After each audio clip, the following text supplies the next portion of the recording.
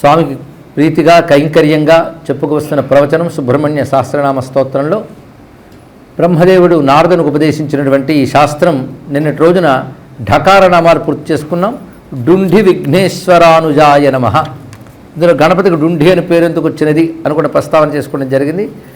తకార నామాల్లో తత్వజ్ఞాయ నమః, తత్వగాయ నమః అని రెండు నామాలు ప్రారంభమవుతున్నాయి. తత్వము తెలిసినవాడు ఒకటి, తత్వమును పొందినవాడు తత్వగహ అనే మాటకి. దీన్ని బట్టి స్వామికి తత్వం తెలుసు అంటే బ్రహ్మజ్ఞానం తెలుసు అని చెప్పడమా? బ్రహ్మజ్ఞానమే ఆయన. తత్వము తెలుసు అంటే యథార్థము తెలిసినవాడు. నాకు అర్థంలో సృష్టి యొక్క యథార్థం తెలిసింది పరమాత్మకు మాత్రమే. అంతేకాదు స్వస్వరూప జ్ఞానం కలవాడు పరమాత్మ. కనుక సుబ్రహ్మణ్యుడు స్వస్వరూప జ్ఞానం కలవాడు, అందుకే తత్వజ్ఞుడు. ఎల్లవేళలా ఆ స్వస్వరూపంలోనే ఉన్నవాడు, దాన్ని పొందినవాడు. ఆయన ఆప్తకామ ఇత్యాదులు చెప్పినట్లుగా తత్వగాయ నమః. తీవ్రాయ నమః తర్వాత నామం తీవ్రమైన వాడు. తీవ్రత అంటే మనం దీన్ని ఒక రౌద్రభావంతో తీసుకోవాల్సిన అవసరం లేదు. తీవ్రత అంటే ఇంకొక అర్థంలో నిత్య కార్య వ్యగ్రహ అని ఒక అర్థం చెప్పారు. తీవ్ర అంటే ఎల్లవేళలా కార్యం చేయడంలోనే ఉంటాడు, అలసట మొదలైనవేవి లేకుండా తన కార్యాన్ని అద్భుతంగా చేసేటువంటి వాడిని తీవ్రహ అనాలి అన్నారు. ఇది సరైన అర్థం. ఎందుకంటే సుబ్రహ్మణ్యుడు మహాసేనాని, అది ప్రతిరోజు మనం స్మరించుకుంటున్నాం. సేనానికి ఆయనకు అలుపు లేదు, శత్రువుల్ని నశింపజేయడమే. నశింపజేసిన తర్వాత కూడా అలసట్లేదు. అందుకే ఆయన తీవ్రాయ నమః, తపోరూపాయ నమః, తపోమయాయ నమః. తపోరూపుడు, తపోమయుడు. సుబ్రహ్మణ్యుడు తపస్వరూపుడు. అందుకే ఆయన తపస్వరూపమైన తత్వం గుహ ఇత్యాది నామాల ద్వారా తెలియబడుతున్నది. ఆయన సత్వరూపధారియే అంతర్ముఖుడి నిరంతరం తపస్సులోనే ఉంటాడు. భగవంతుడు తపోభంగిమలో ఉండడం కూడా ఒక ఉపాస్యమూర్తియే. శివుని యొక్క తపోమూర్తిని ఆగమాలు వర్ణిస్తున్నాయి. దక్షిణామూర్తి ఇత్యాదులు తపోమూర్తులే. అదేవిధంగా దత్తాత్రేయ స్వామివారు వీరందరూ తపస్వరూపులు. అంటే తపస్సు అంటే ఏమిటో వాళ్ళే తపోమూర్తులుగా మనకు చూపిస్తున్నారు. అదే వాళ్ళ తపస్సులు తపసాం ఫలదాతారం, తపస్సుకు ఫలమిచ్చేవారు కూడా. అందుకే తపోరూపులు, తపస్సుకు ఫలమిచ్చేవారు. మనం తపస్సును చేస్తున్నామంటే పరమాత్మని తపస్వరూపంగా ఉపాసించాలి. మనం ఏ స్వరూపంగా ఉపాసిస్తున్నామో మన సాధనకు అది సహకరిస్తుంది. పైగా మన సాధనా మార్గాన్ని ఈశ్వర స్వరూపంగా దర్శించడం కూడా. తపస్సు పరమాత్మ యొక్క స్వరూపం కనుకనే తపస్సు ద్వారా ఆయన పొందగలుగుతున్నాం.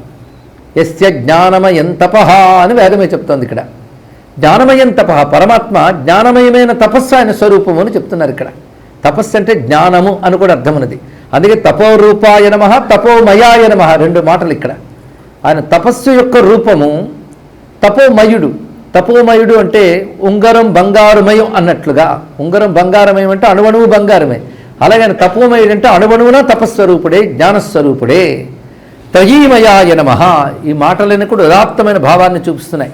త్రయీమయుడు అంటే వేదస్వరూపుడు అర్థం. త్రయీ అనగా ఋగ్యజు సామముల్ని త్రయీ అంటారు.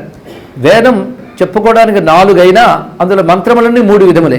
అందులో 4 మంత్రములకు కలిపి త్రయీ అని పేరు. ఆయన వేదమయుడు అంటే వేదమంతా ఆయన స్వరూపమని చెప్పడం. వేద స్వరూపుడు ఆయన ప్రకాశిస్తున్నాడు. త్రయీమయుడు, త్రికాలజ్ఞుడు. తర్వాత మాట 3 కాలాల జ్ఞానం కలిగిన వాడు. అంటే పరమాత్మ అంటేనే ఒక నిరుపాధిక చైతన్యం, నిరవధిక చైతన్యం. జీవుడు ఏ బిందువులో ఉంటాడో ఆ బిందువు గురించి ఆలోచిస్తాడు. అంటే ఉదాహరణకి తాను వర్తమానంలో ఉంటే ఇది వర్తమానం, గతించినది గతం, రాబోయేది భవిష్యత్ అంటాడు. అయితే ఇంత గతము భవిష్యత్ అనేది సహజమేనా అని ఆలోచిస్తే గతం నిన్నటి రోజున వర్తమానం అనిపించింది, ఇవాళకి గతమైంది, ఇవాళ నిన్నటికి భవిష్యత్ అయింది, ఇవాళ వర్తమానం అయిపోయింది, రేపటికి గతం అయిపోతుంది. అంతకి ఇంతకి గతము వర్తమానం నిజమేనా అంటే ఒక బిందువులోంచి ఆలోచించి దీని గురించి చెప్తున్నాం. కానీ పరమాత్మ దృష్టి కాలానికి అతీతం గనక త్రికాలజ్ఞాయ నమః. 3 కాలాల జ్ఞానము తెలిసినవాడు, 3 కాలాలకు అతీతుడైన వాడు. అతీతుడికి అన్నీ తెలుస్తుందండి. ఒక ఉన్నత స్థానం మీద ఉన్నవాడే క్రిందనున్న సమస్త విషయ జ్ఞానము తెలుసుకోగలడు. అంటే కాలాతీతుడు గనక త్రికాలజ్ఞుడే ప్రకాశిస్తున్నాడు. అంటే 3 కాలాల్ని గమనించుకుంటూ ఉన్నటువంటి వాడు. త్రిమూర్తయే నమః. సుబ్రహ్మణ్యునికి ఇది ఒక విశేషమైన మాట. త్రిమూర్తి. మురుక అనే మాట ఉన్నది. మురుగన్ అంటున్న, మురుగన్ అంటే అందగాడని అర్థం. ఇది ద్రవిడ భాషలో. కానీ మురుక అది తమిళంలో గా అయింది అని ఒక వాదం ఉంది. స్కాంద పురాణంలో ఒక శ్లోకం ఉందండి. అయితే పండితులు ఎంత మేరకు అంగీకరిస్తారో పక్కన పెడితే పురాణ భాష చాలా చిత్రంగా ఉంటుంది. అది మన నిఘంటువుల, ఆలంకారికుల, వ్యాకరణవేత్తల భాష కంటే భిన్నంగా ఉంటుంది. వాళ్ళు మంత్రశక్తిని దర్శించి భాష్యం ఇస్తూ ఉంటారు. అవి ప్రమాణం కాదనడానికి లేదు, అవి ఋషి హృదయమే. కనుకనే మామూలుగా మనం అనుకునే భాషకు మించిన భాష ఏదో ఉంది. మురుక గురించి స్కాందపురంలో శ్లోకం ఉంది. ముకారస్తు ముకుంద స్యాత్, రుకారో రుద్రవాచక, కకారో బ్రహ్మవాదీచ, మురుకో గుహవాచక అని చెప్పారు ఇక్కడ. ముకారం ముకుందుని తెలియజేస్తుంది, రుకారం రుద్రుని తెలియజేస్తుంది, కకారం బ్రహ్మవాది. ఇది శాస్త్రసిద్ధమైనటువంటి మాట. పైగా మంత్రశాస్త్రంలో ఏకాక్షర నిఘంటువులు లాంటివి ఎన్నున్నాయో ఒక్కొక్క అక్షరం ఒక్కొక్క దేవతకి సంకేతంగా చెప్పబడుతుంది. కానీ మురుక అంటే త్రిమూర్త్యాత్మకుడైనటువంటి స్వామి. ఎప్పుడైనా బ్రహ్మమును ఆరాధించుట, సగుణ బ్రహ్మమును ఆరాధించడం అంటే సృష్టి స్థితిలయాత్మ చేసేవాడు కూడా అతన్ని సగుణ బ్రహ్మము అంటున్నారు. సృష్టి స్థితిలయులు అంటే బ్రహ్మ విష్ణు శివులే కదా. కనుక ఉపాసించే దైవము బ్రహ్మ విష్ణు శివాత్మకమని ఉపాసించితేనే అది పరిపూర్ణ ఉపాసన. అందుకని బ్రహ్మ మాత్రమే విష్ణువు మాత్రమేని కాదు, బ్రహ్మ విష్ణు శివాత్మకం. అదే లక్ష్మీ అష్టోత్తర శతనామాలు చదివినా బ్రహ్మ విష్ణు శివాత్మికాం అంటున్నాం. కనుక ఉపాస్య దైవాన్ని బ్రహ్మ విష్ణు శివాత్మకం అనాలి. అలా ఎవరిని పెడితే వాళ్ళని ఉపాసన చేసి ఎవరిని పెడితే వాళ్ళని అలా అనకూడదు. మళ్ళీ అదొకటి ఉన్నది. మీరు అలా అన్నారు కనుక ఈ మధ్య కొత్త దేవుడికి మేము ఇలా అన్నామండి అంటే వాడు కొత్త దేవుడు నువ్వే ఒప్పుకుంటున్నావు. దేవుడు కొత్త ఎలా అవుతాడండి? ఇది ఉపాస్య దైవములుగా ఎవరిని ఆరాధించాలనేది వేదమే నిర్ణయించింది, మనం నిర్ణయించడానికి లేదు. అలా వేదం నిర్ణయించిన ఉపాస్యమూర్తులు షణ్మతాలకు చెందిన వారే గనక స్కందుడు కూడా సాక్షాత్ పరబ్రహ్మ తేజస్సు గనక ఆయన సగుణ బ్రహ్మముగా మనం ఉపాసిస్తున్నాం, నిర్గుణ బ్రహ్మం అనే జ్ఞానాన్ని గ్రహిస్తున్నాం. అందుకే ఇక్కడ మురుక అనే మాటను మనం అర్థం చేసుకున్నాం. దాన్ని బట్టి త్రిమూర్తయే నమః అని త్రిమూర్తి స్వరూపుడు. త్రిమూర్తి అనే పేరున్న వాళ్ళు మరొకరు ఉన్నారండి. ఇది సంహితా గ్రంథాల్లో కనబడుతుంది. త్రిమూర్తి అంటే హనుమంతుడికున్న పేరు త్రిమూర్తి, ఆయనకి త్రిమూర్త్యాత్మకుడని పేరు. దీని విషయం ఉమా సంహిత లాంటి గ్రంథాల్లో కనబడుతున్నది. సుందరకాండలో సంకేతంగా వాల్మీకి తెలియజేశాడు కనుక ఆయనకు ఒక నమస్కారం. మధ్యలో హనుమంతుడు ఎందుకు వచ్చారంటే ఆయన ఉన్నాడు కదా, కలోకపి వినాయకో. ఇంకొక రహస్యం, గణపతి, హనుమంతుడు, సుబ్రహ్మణ్యుడు, వీడు ముగ్గురు తత్వములు ఒకటి. అంటే షణ్మతాల్లో హనుమంతుడు లేడు కదా అని ఒక ప్రశ్న ఒకటి ఉన్నది. షణ్మతాలు కలిపితే హనుమంతుడు, ఆయన మిగిలిన 6 తత్వం ఉన్నది ఇక్కడ. అది వాల్మీకి కూడా ఉత్తరకాండలో మన హనుమంతుడు జననగా అతన్ని వర్ణిస్తూ శిశుం శరవణే యథా అని ఒక సంకేతాన్ని ఇచ్చాడు. శరవణంలో శిశువు వలే కలిగేడిగిన అన్నాడు. అదేవిధంగా ఇంద్రుడి చేత మొదటి సత్కారం పొందిన వాళ్ళల్లో సుబ్రహ్మణ్యుడు ఎలాగో హనుమంతుడు అలాగే అని ఒకసారి మనం మొదటి రోజు చెప్పుకున్న మాట గుర్తు తెచ్చుకోవాలి. కానీ త్రిమూర్తయే నమః, త్రిగుణాత్మకాయ నమః, 3 గుణములు యందు ఆయన లీనమై ఉంటాడు బ్రహ్మతత్వం కనుక త్రిగుణాత్మకాయ నమః, త్రిదశేషాయ నమః. త్రిదశులు అంటే దేవతలని అర్థం. త్రిదశ ఈశాయ అంటే దేవతలకు ఈశ్వరుడైన వాడు. తారకారయే నమః, తారకాసురుని యొక్క బాధల్ని పోగొట్టాడు కనుక తారకారి. దీని వ్యాఖ్యానం ఒక అందమైన చెప్పవచ్చండి. ఇలాంటి తారకారి అంటే తారకునికి శత్రువు. అది అయితే తారకుడు ఎవరికి శత్రువో అతడు అని మరి దూరాన్వయం చేయొచ్చు, కానీ తారకుడికి శత్రువు అన్నారు ఇక్కడ. అంటే తారకుడికి సుబ్రహ్మణ్యుడు శత్రువు, కానీ సుబ్రహ్మణ్యుడికి తారకుడు శత్రువు కట్ట. ఇదేదో ఆలోచించవలసిన అవసరం. అంటే భగవంతుడికి ఎవరి మీద వీడు నావాడు వీడు పైవాడు అని భేదం ఉండదు. ఆయనతో తలపడుతున్నప్పుడు మాత్రం తారకాసురుడు నా శత్రువు అనుకున్నాడు, ఈయనకి మాత్రం అలా లేదు. ఎందుకంటే వైరిష్వపి ప్రకటితేత్త దయాత్వయత్థం అని దేవి మహాత్మ్యం చెప్పినట్లుగా భగవంతుడు తాను శిక్షిస్తున్న రాక్షసుడి మీద కూడా దయ చూపిస్తాడు, దయలో భాగంగానే శిక్షిస్తాడు. కనుక ఐరిభావం అనేటువంటిది భగవానికి లేదు ఇక్కడ. అందుకే తారకారి అంటే తారకునికి శత్రువు అన్నారే తప్ప ఈయనకి తారకుడు శత్రువు కాదట. ఇది మంచి వ్యాఖ్యానం. ఇది అంటే శత్రుమిత్ర భావాలకు అతీతమై ధర్మరక్షణ కోసం అతన్ని శిక్షించాడని భావం గ్రహించవలసింది. తాపఘ్నాయ నమః, తాపమును పోగొట్టువాడు, తెలుస్తున్నది కదా, తాపత్రయ నాశకుడు. తాపసప్రియాయ నమః, ఇందాక చెప్పిన తపస్సుకి ఇది. ఎందుకంటే భగవంతుడు పొందాలంటే ఒకటే మార్గం అండి, సులభ మార్గాలు లేవు. అది యుగాల మారినా కాలం మారినా మార్గం మాత్రం మారదు, ఒకటే మార్గం. తపస్సు ఒక్కటే మార్గము. భగవంతుని పొందుటకు తపస్సు ఒక్కటే మార్గం. తపస్సులు మళ్ళీ అనేక రకాలుగా ఉన్నాయి. ఏదైనా సరే శాస్త్రసిద్ధమైన తపో మార్గం తీసుకోవాలి ఇక్కడ. కనుక తపో మార్గమును శాస్త్రం చాలా చెప్తున్నది. అది గురూపదేశంతో నువ్వు ఏది చేయగలవో దాన్ని పాటించడమే తపస్సు. అది శాస్త్రసిద్ధమై ఉండాలి, అదే నియమం ఒకటి. దాన్ని నియమబద్ధంగా ఏకాగ్రంగా అకుంఠిత శ్రద్ధతో పాటిస్తే అదే తపస్సు. అలాంటి తపస్సును ఆచరిస్తే భగవంతుడు ప్రీతి చెంది అనుగ్రహిస్తాడు. అందుకే తాపసప్రియాయ నమః, ఆయన చేత ప్రియమైన వాడు అనిపించుకోవాలి కదా, అందుకు మనం తాపసులం కావాలి. తాపసప్రియాయ నమః, తుష్టిదాయ నమః, తుష్టికృతే నమః. తృప్తిని ఇచ్చువాడు, తృప్తిని కలిగించువాడు. అంటే ఇవ్వడము కలిగించడము రెండింటికి మరి తేడా ఏమిటండి? తేడాలు ఉంది కనుకనే రెండు నామాలు ఉన్నాయి. అంటే తృప్తిని ఇచ్చుట అంటే ఆయన ఒక వస్తు రూపంలో ఇది ఇవ్వచ్చు. తృప్తిని కలిగించుట అంటే నీ మనస్సు నుంచి కలిగించుతాడు ఆ భావాన్ని అని. అంటే ఒక వస్తువు దొరికితే కానీ తృప్తి కలగదు అంటే వస్తువుని ఇవ్వచ్చు, అభిషిద్దాయికుడు కనుక. నీ మనస్సులోనే తృప్తిని కలిగించితే తృప్తి కృతే నమః, తుష్టి కృతే నమః అన్నారు. అలాగే తీక్ష్ణాయ నమః, తపోరూపాయ నమః, రెండు కలుపుకోవాలి. అంటే మళ్ళీ తపోరూపం ఎందుకు చెప్పారు? అక్కడ చెప్పారు కదా. అంటే తీక్ష్ణాయ తపోరూపాయ అని, తీక్ష్ణమైన తపస్సు ఆయన యొక్క స్వరూపం అని అర్థం. ఆయన తపస్సు మామూలుది కాదు, తీక్ష్ణమైన తపస్సు. అసలు పరమాత్మ సృష్టి చేయాలంటే మొదట తపస్సు చేసేట. తపస్సు సృష్టి నియమం అండి. ఇక్కడ తపస్సు అని 10 మార్లు వచ్చింది. ఇది సమయం లేదని విస్తరించట్లేదు, కానీ విస్తరిస్తే తపశ్శబ్దానికి చాలా అర్థాలు ఉన్నాయి. అంటే పరమాత్మ సృష్టి చేయాలని తపస్సు చేశాడు. ఎవడైనా తపస్సు చేస్తేనే ఏదైనా చేస్తాడు. తప ఆలోచనే అనే ధాతువు ప్రకారంగా తపస్సు అంటే ఆలోచించుట అని అర్థం. ఒక పని చేయాలంటే అది ఎలా చేయాలని ముందు మనస్సులో ఆలోచన వచ్చి తర్వాత వస్తుంది. అదే విశ్వనాథ వారు అంటారు, గొప్ప రూపం ధరించాలని నువ్వు తపస్సు చేసేవయ్యా నారాయణ, అలాంటి రూపం ధరించడం కోసం తపస్సు చేసి అంత గొప్ప రూపాన్ని ధరించావు, నీ తపస్సంతా ఆ రూపంలో కనబడింది, ఆ రూపమే రామరూపము అన్నారు. ఇక్కడ విష్ణువు కూడా ఒక అవతారం ధరించాలంటే తపస్సు చేసేట. దీన్ని బట్టి తపస్సు లేనిది ఏదీ లేదండి.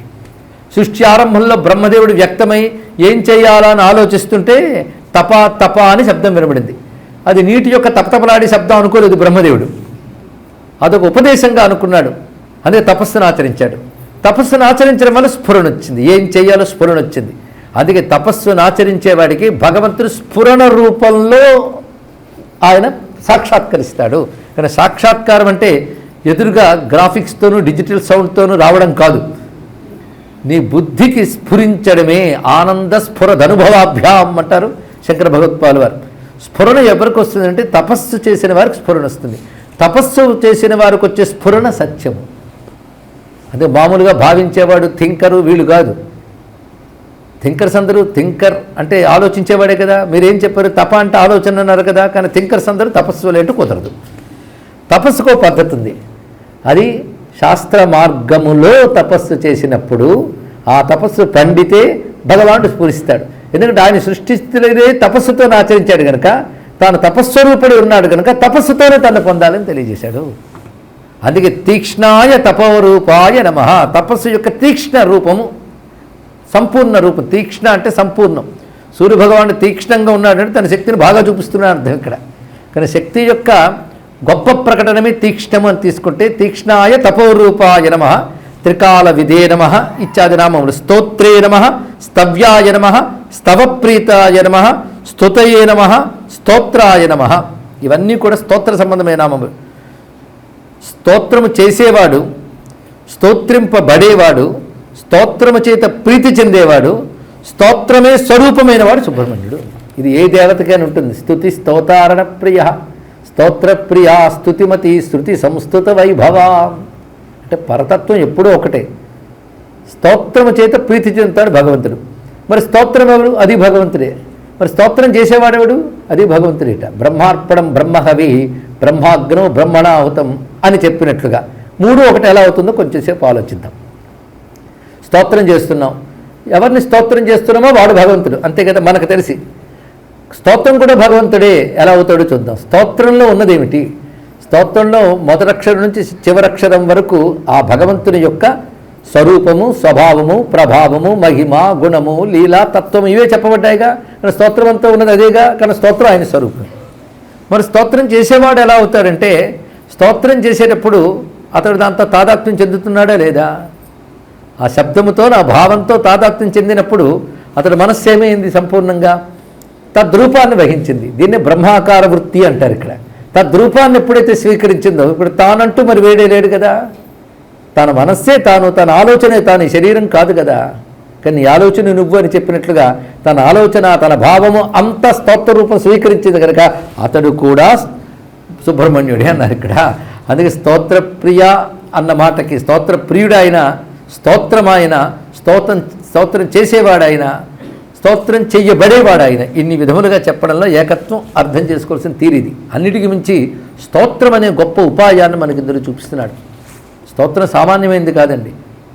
మిగిలినటువంటి కర్మలకి వాటి ప్రాధాన్యం వాటికి ఉన్నది. కానీ స్తోత్రం అనేది భగవంతుడు మనకు వాక్శక్తినిచ్చాడు. ఆ వాక్కుతో చక్కగా చేసుకోవచ్చు. భావం కొన్ని మార్లు తగులుతూ ఉంటుంది, కొన్ని మార్లు తగలదు. అంతేగాని లలితా శాస్త్రం ప్రారంభించిన దగ్గర నుంచి చివరి వరకు భావతాదాత్మ్యంతో 1000 నామాలు చదువుతామా? 1000 నామాలు భావంతో చదువుతాం కదా. అప్పుడు భావం పని చేయకపోయినా భాష పని చేసింది, శబ్దం పనిచేసింది. శబ్దం అంటే ప్రాణశక్తి, అది కూడా ఫలితాన్ని ఇస్తుందండి, అందులో సందేహం లేదు. అందుకే ఏమి నిరుత్సాహపడక్కర్లేదు. నీకున్న ఒక కారణం దానిలో లీనమైపోయింది, చాలదా? అందుకే స్తోత్రం, పైగా శబ్దం భగవత్ స్వరూపం కనుక స్తోత్రం భగవత్ స్వరూపమే. స్తోత్రం చేసేవాడు తాను శబ్ద రూపంలో వ్యక్తమవుతున్నాడు కనుక శబ్దం భగవత్ స్వరూపం. ఆ శబ్దానికి, శబ్దంలో ఉన్న భావానికి భగవంతుడు స్పందిస్తాడు, అనుగ్రహిస్తాడు, ఇందులో సందేహం లేదు. అది స్తోత్రం గొప్ప సాధనోపాయంగా పెద్దవాళ్ళు చెప్పారు. అందుకే మనకి ఎన్ని స్తోత్రాలు ఉన్నాయో, స్తోత్ర రత్నాకరము అని పేరుతో స్తోత్రాలు ఉన్నాయి. రత్నాకరం అంటే సముద్రం, మొత్తం పేజీలు 500 కావచ్చు కానీ రత్నాకరమే అది. అంటే స్తోత్రములు అంత అనంతంగా ఉన్నాయండి. స్తోత్ర ప్రాధాన్యం ఎక్కడ కనబడుతుందంటే వేదాల్లో కనబడుతుంది. వేదములో దేవతలు స్తోత్రప్రియులు కనుక దేవతను ప్రసన్నం చేసుకోవడానికి స్తోత్రమే ఆధారము అని చెప్పారు. అదే రుక్కులన్నీ దేవతల యొక్క స్తోత్రములే, వారి వైభవాల్ని, వాళ్ళ తత్వాన్ని స్తోత్రం చెప్తుంది. దీన్ని బట్టి స్తోత్రానికి తెలుగులో చెప్పాలంటే పొగట్ట. అంటే పొగిడితే పొంగిపోతారు దేవతలు అంటే, పొగిడినా పొంగకపోతే ప్రమాదం అండి. ఇక్కడ పొగిడినప్పటికీ పొంగకపోతే ఇంకెందుకండి? పొగిడితే పొంగడం కూడా మంచి స్వభావమే ఇక్కడ. అది పొగిడితే తప్పకుండా పొంగిపోతారండి, అది ఒక తత్వం. అది పైగా పొగడ్తంటే అర్థం ఏంటంటే వాళ్లకు ఉన్న గుణములు, వాళ్ళ యొక్క దివ్యత్వములు స్మరిస్తున్నాం. ఈ స్మరించడంలో వాళ్ళ వైభవాన్ని మనం తెలుసుకున్నామని, వాటి పట్ల ప్రీతి కలిగి ఉన్నామని, వాళ్ళ పట్ల సద్భావం కలిగి ఉన్నామని 3 విషయములు వారికి అర్థమవుతుంది. అందువల్ల వాళ్ళు అనుగ్రహిస్తారు సాధకుడిని. అది పొగడ్త వల్ల మన సద్భావం తెలుస్తుంది, మన యొక్క వారి పట్ల ఉన్న ప్రీతిభావం తెలుస్తున్నది, వారి యొక్క యథాతథ స్వరూపాన్ని చెప్పేం కనుక సంతోషిస్తారు. అంటే సత్యానికి సంతోషిస్తున్నారు వారి అర్థం. ఇంత స్తోత్రానికి ఎంత లోతైన తాత్వికత ఉన్నదండి. అందుకే స్తోత్రం అంత గొప్పది. ఎంతమంది స్తోత్రం చేతే ముక్తి పొందిపోయారు. శివానంద లహరి ఒక స్తోత్రం. అలా మహానుభావులు ఆయా దేవతల మీద స్తోత్రాలు రచించారు. లీలాసుకుడు కృష్ణకర్ణామృతం రచించాడు, వాళ్ళు ముక్తులు పొందారు. అంటే స్తోత్రం భావాన్ని పరమాత్మ యందు లీనం చేస్తుంది, భావంలోకి పరమాత్మని తీసుకొస్తుంది కనుక స్తోత్రం అంత గొప్పది కనుక స్తోత్రం మీద ఇన్ని నామాలు పెట్టాడు. స్తుతి ప్రియాయ నమః, స్థితాయ నమః, స్థాయినే నమః, స్థాపకాయ నమః, స్థవిష్ఠాయ నమః, స్థవిరాయ నమః, స్థానదాయ నమః. ఇవన్నీ స్థానానికి సంబంధించిన నామాలు. స్థానము అంటే ఎవరి స్థానాల్లో వాళ్ళు కూర్చున్నారుగా, అదే స్థానం అంటే చోటు, ఉండే చోటు. అసలు జగత్తంతా స్థానమే. ఎవరికి ఎక్కడి స్థానమో అది, ఎవరికి ఎంతవరకు స్థానమో అది. ఈ స్థానం గురించి ఇక్కడ చెప్తున్నాడు. స్థానమునందు ఉన్నవాడు స్థితుడు, స్థితాయ నమః. స్థితుడు అంటే ఉన్నవాడు. నిజానికి భగవంతుడు ఉన్నవాడు, స్థితి పొంది ఉన్నటువంటి వాడు ఆయనే కనుక సుస్థిర అని అర్థం. ఇక్కడ స్థితి పొంది ఉన్నవాడు. పైగా స్థాయినే నమః తర్వాత వాడు. స్థాయినే అంటే స్థానానికి ఆధారమైన వాడు అన్నాడు. ఇక్కడ ప్రతివాడు వాడి స్థానంలో ఉన్నాడు వాడు, కానీ ఆ స్థానానికి ఆధారం ఉంది. నేను కుర్చీ మీద కూర్చున్నాను కనుక ప్రయోజనం ఉందండి, కుర్చీ లేకపోతే ఏమైపోయిన వాడినా అన్నాడు. కానీ కుర్చీనికి స్థానమైంది సరే, కానీ కుర్చీకో ఆధారం ఉంది. నువ్వు అప్పటికి ఆధారం చూసుకుంటున్నావు, దానికో ఆధారం ఉంది. ఇంకా వెళ్ళొచ్చు స్థానం గురించి మాట్లాడాలంటే. వెళ్ళారు కూడా తత్వవేత్తలు. నువ్వు ఒక ఆసనం మీద కూర్చున్నావు, ఆసనం నీకు స్థానాన్ని కల్పించింది కనుక అది నీకు ఆధారమైంది. దానికి ఆధారం ఏమిటో వెతకమన్నాడు. దానికి పృథ్వీ ఆధారం. మరి పృథ్వీకి ఆధారం ఏమిటి? అది ఉంది కదా ఒక స్థానంలో ఉంటే అనంత ఆకాశం. దానికి ఆధారం ఎవరంటే ఆకాశం కంటే సూక్ష్మమైన పరమాత్మ అని అక్కడి దాకా తీసుకువెళ్ళారు. కనుక స్థాయినే నమః అంటే ఆధారమైన వాడు స్థాయి శబ్దానికి అర్థం. స్థాపకాయ నమః తర్వాత మాట. స్థాపకుడు అంటే నిలిపినవాడు అని అర్థం. ఏది ఎక్కడ ఎలా ఉండాలో నిలిపినవాడు. కొంచెం జగత్తు గురించి ఆలోచిస్తే భూమి ఎక్కడ ఉండాలి, నక్షత్రాలు ఎక్కడ ఉండాలి, అంతేకాదు మన శరీరంలో ఏ అవయవం ఎక్కడ ఉండాలి, ఎవరు నిర్ణయించారు? ఒక్కసారి ఆలోచించుకుందాం. ఆలోచించండి, చెప్పండి పోయిన ఎవరు నిర్ణయించారు? మనం డిసైడ్ చేసుకున్నామా కన్ను ఇలా ఉండాలని? యుగ యుగాల నుంచి ప్రతి మానవుడి శరీరంలో అలా ఉంది. వెరైటీగా ఎప్పుడు ఇక్కడైనా ఇక్కడ పెట్టుకుందాం అంటే నెత్తి మీద కళ్ళు వచ్చాయి అంటారు. ఇక్కడ బాగుండవు. కనుక సృష్టి అంతా కూడాను దేని స్థానంలో అది ఉంటుందంటే స్థానం ఇచ్చిన వాడేవాడు. ఇలా ఎందరందరినీ ఎక్కడెక్కడ పెట్టాలో అక్కడ పెట్టాడండి. అందుకే స్థాపకాయ నమః అంటే విశ్వచలనానికి స్థితిని కల్పించిన వాడు నాకు అర్థాన్ని చెప్పారు. విశ్వచలన విధానము ఏర్పరిచినటువంటి వాడు. అంతేకాదు స్థవిష్ఠాయ నమః స్థవిరాయ నమ. 2 మాటలు. స్థవిష్ఠ అంటే పెద్ద స్థూల పదార్థంగా ఉన్నవాడని అర్థం. అంటే విశ్వమంతా స్థూలమే. స్థూలం అంటే ఇంద్రియాలు గోచరమయ్యేదంతా స్థూలమే. ఈ స్థూలమైన విశ్వమంతా ఎవరైంది ఉన్నది? ఎంతో పెద్దదనుకున్న వస్తువు కూడా విశ్వంలోదే కదా. ఇలాంటి వస్తువులు ఎన్నున్నాయో, మహాపర్వతం ఉంది, అబ్బో కంటితో చూడడం అంత ఎత్తుందన్నాం, ఇలాంటివి ఎన్నున్నాయి ఇక్కడ. ఇవన్నీ ఉన్న పృథ్వీ ఉంది, దీని మించిన గ్రహాలు ఎన్నున్నాయి. కనుక నీ కంటితో చూడలేంత ఎత్తుగా ఉన్న పర్వతమే ఆహా ఎంతో పెద్దదన్నప్పుడు, ఇలాంటి ఎన్నో పెద్దవన్నీ తన దేహమనందు కలిగిన విశ్వరూపుడైన వాడిని ఏమనాలి? అప్పుడు స్థవిష్ఠాయ నమః అనాలి అన్నాడు ఇక్కడ. అంతేకాదు స్థవిరః. స్థవిరః అంటే వృద్ధ, చాలా పెద్దవాడు అని అర్థం ఇక్కడ. అన్నీ కలిగిన పెద్దవాడు. పెద్దవాడు రూపంలో పెద్దవాడు. రూపంలో పెద్దవాడేనా? వయస్సులో కూడా పెద్దవాడు. కాలతః చూసినప్పటికీ చాలా పెద్దవాడు. స్వరూపతః, దేశతః, కాలతః ఎలా చూసినా పెద్దవాడు కదా. స్థవిరాయ నమః. అందుకే భగవతత్వం గురించి చెప్తూ శృతి గీతల్లో ఒక మాట చెప్తారు. స్థూలం కంటే స్థూలమైన వాడు, సూక్ష్మం కంటే సూక్ష్మమైన వాడు అని ఒక మాట చెప్పారు ఇక్కడ. కనుక స్వామి నీ సూక్ష్మతత్వం తెలియలేము లోకల్లో అంటారు, నీ స్థూలతత్వం మాత్రం తెలుసా అని అడిగాడు. రెండూ తెలియదు ఇక్కడ. అవునా లేదా? మరీ సూక్ష్మమైన వాడు కనుక ఇంద్రియాలకు అందరూ కనుక కంటితో కనబడ్డ కనుక తెలుసుకోలేకపోతున్నామండి. అవునా? కంటితో కనబడిది అంతా తెలుసుకోగలవా? అది అంతుంది. కనుక ఇది కూడా తెలియని ఉచితమే. కనుక స్థూలమైన సూక్ష్మమైన రెండూ తెలియవు. కనుక సూక్ష్మాయ నమః అని ఆయన్ని అనాలి, స్థూలాయ నమః అని కూడా ఆయన్ని అనాలి. స్థానదాయ నమః. మళ్ళీ ఇందాక స్థాపకాయ నమః అన్నాడు కదా. స్థానదాయ అంటే స్థాపకాయ ధర్మస్య, ధర్మాదులు స్థాపన చేసిన వాడు ఆయన. లోకంలో ధర్మం గతి తప్పితే దానికి గతినిస్తాడు. ఇక్కడ స్థానదాయ మాటకు అర్థం ఏంటంటే స్థాపకాయ అంటే విశ్వక్రమాన్ని నడుపుతున్నవాడు స్థాపకుడు. స్థానద అంటే ఒక్కొక్కప్పుడు కర్మ కొద్దో దేని కొద్దో గతి తప్పితే తిరిగి గతినిచ్చేవాడు స్థానదుడు అన్నారు ఇక్కడ. ఎందుకంటే మన స్వస్థానం ఏదో తప్పిపోయాం, పడిపోయాం, ఎన్ని జన్మల్లో పడ్డామో తెలియదు. ఆయన ఆశ్రయిస్తే తిరిగి నీ స్థితిని నీకు ఇస్తాడు. నీ స్థితి అంటే స్వస్థితి, అది స్థానదాయ నమః. ఆశ్రయించిన వాడికి. ఇంకొకటి స్థానదాయ నమః అంటే ఇంద్రుడికో పదం ఉంది, అగ్నికో పదం ఉంది, దేవతలందరికీ పదవులు ఉన్నాయి. ఆ పదవులన్నీ పోయి తారకాసుడి వల్ల పోతే ఆ రాక్షస సంహారం చేసి తిరిగి వాళ్ళందరికీ ఆ స్థానం ఇచ్చినవాడు కనుక, దేవతలకి వాళ్ళ స్థానములు తిరిగి ఇచ్చినవాడు కనుక స్థానదాయ నమః అని అర్థం చెప్పారు. ఇవన్నీ భక్తుడు కూడా ప్రార్థించవచ్చండి. తనకు ఒక స్థానం, ఒక ఆధారం ఇచ్చి ఉన్నటువంటి వాడు. అదేవిధంగా ఎప్పుడైనా గతి తెప్పితే తిరిగి నిలబెట్టేవాడు. స్థైర్యదాయ నమః. స్థిరత్వాన్ని ఇచ్చేవాడు. స్థిరత్వం ఇచ్చేవాడు ఆయన, స్థిరుడు ఆయన అన్నారు. స్థిరాయ నమః. శివుడి పేర్లలో సహస్రనామాల్లో మొదటి నామం ఇదే. స్థిరస్థాను ప్రభుర్భీమః అని మొదలవుతుంది శివసహస్రం. స్థిర స్థిర స్థాణుహు అని చెప్పారు. ఎప్పుడు ఒకేలా ఉంటాడట స్థిరుడు అంటే అర్థం. మారడు, మార్పు లేనివాడు. అంతేకాదు ఎక్కడున్నాడు అక్కడే ఉంటాడు, ఇటువంటి కదలట్ట. అందుకు స్థిరుడు అన్నారయ్యా అన్నారు. ఇటువంటి కదలడండి, అటువంటి వాడు గొప్పవాడు ఎలా అవుతాడంటే రాయి కూడా కదలదు కదా అంటే అలా తీసుకోవడానికి లేదయ్యా. రాయి జడం, ఈయన సంపూర్ణ చైతన్య స్వరూపుడు, కానీ ఎటు కదలట్ట. మరి ఎలా చెప్పారంటే కదలడానికి అంటే తాను లేని చోటు ఉంటే కదులుతాడు.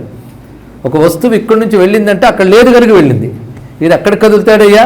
అంతా తానై ఉన్నాడు కనుక ఆయన కదలడానికి అవకాశం లేదు. అందుకే స్థిరాయ నమః. ఈ నామములు కానీ మనం అనుష్ఠానం చేసుకుంటే ఉన్న స్థితి జారిపోదు, ఉన్నత స్థితి లభిస్తుంది ఇక్కడ. కనుక ఉన్న స్థితి నుంచి జారిపోకుండా ఉండాలంటే స్థాపకాయ, ఉన్నత స్థితి ఇవ్వాలంటే స్థానదాయ.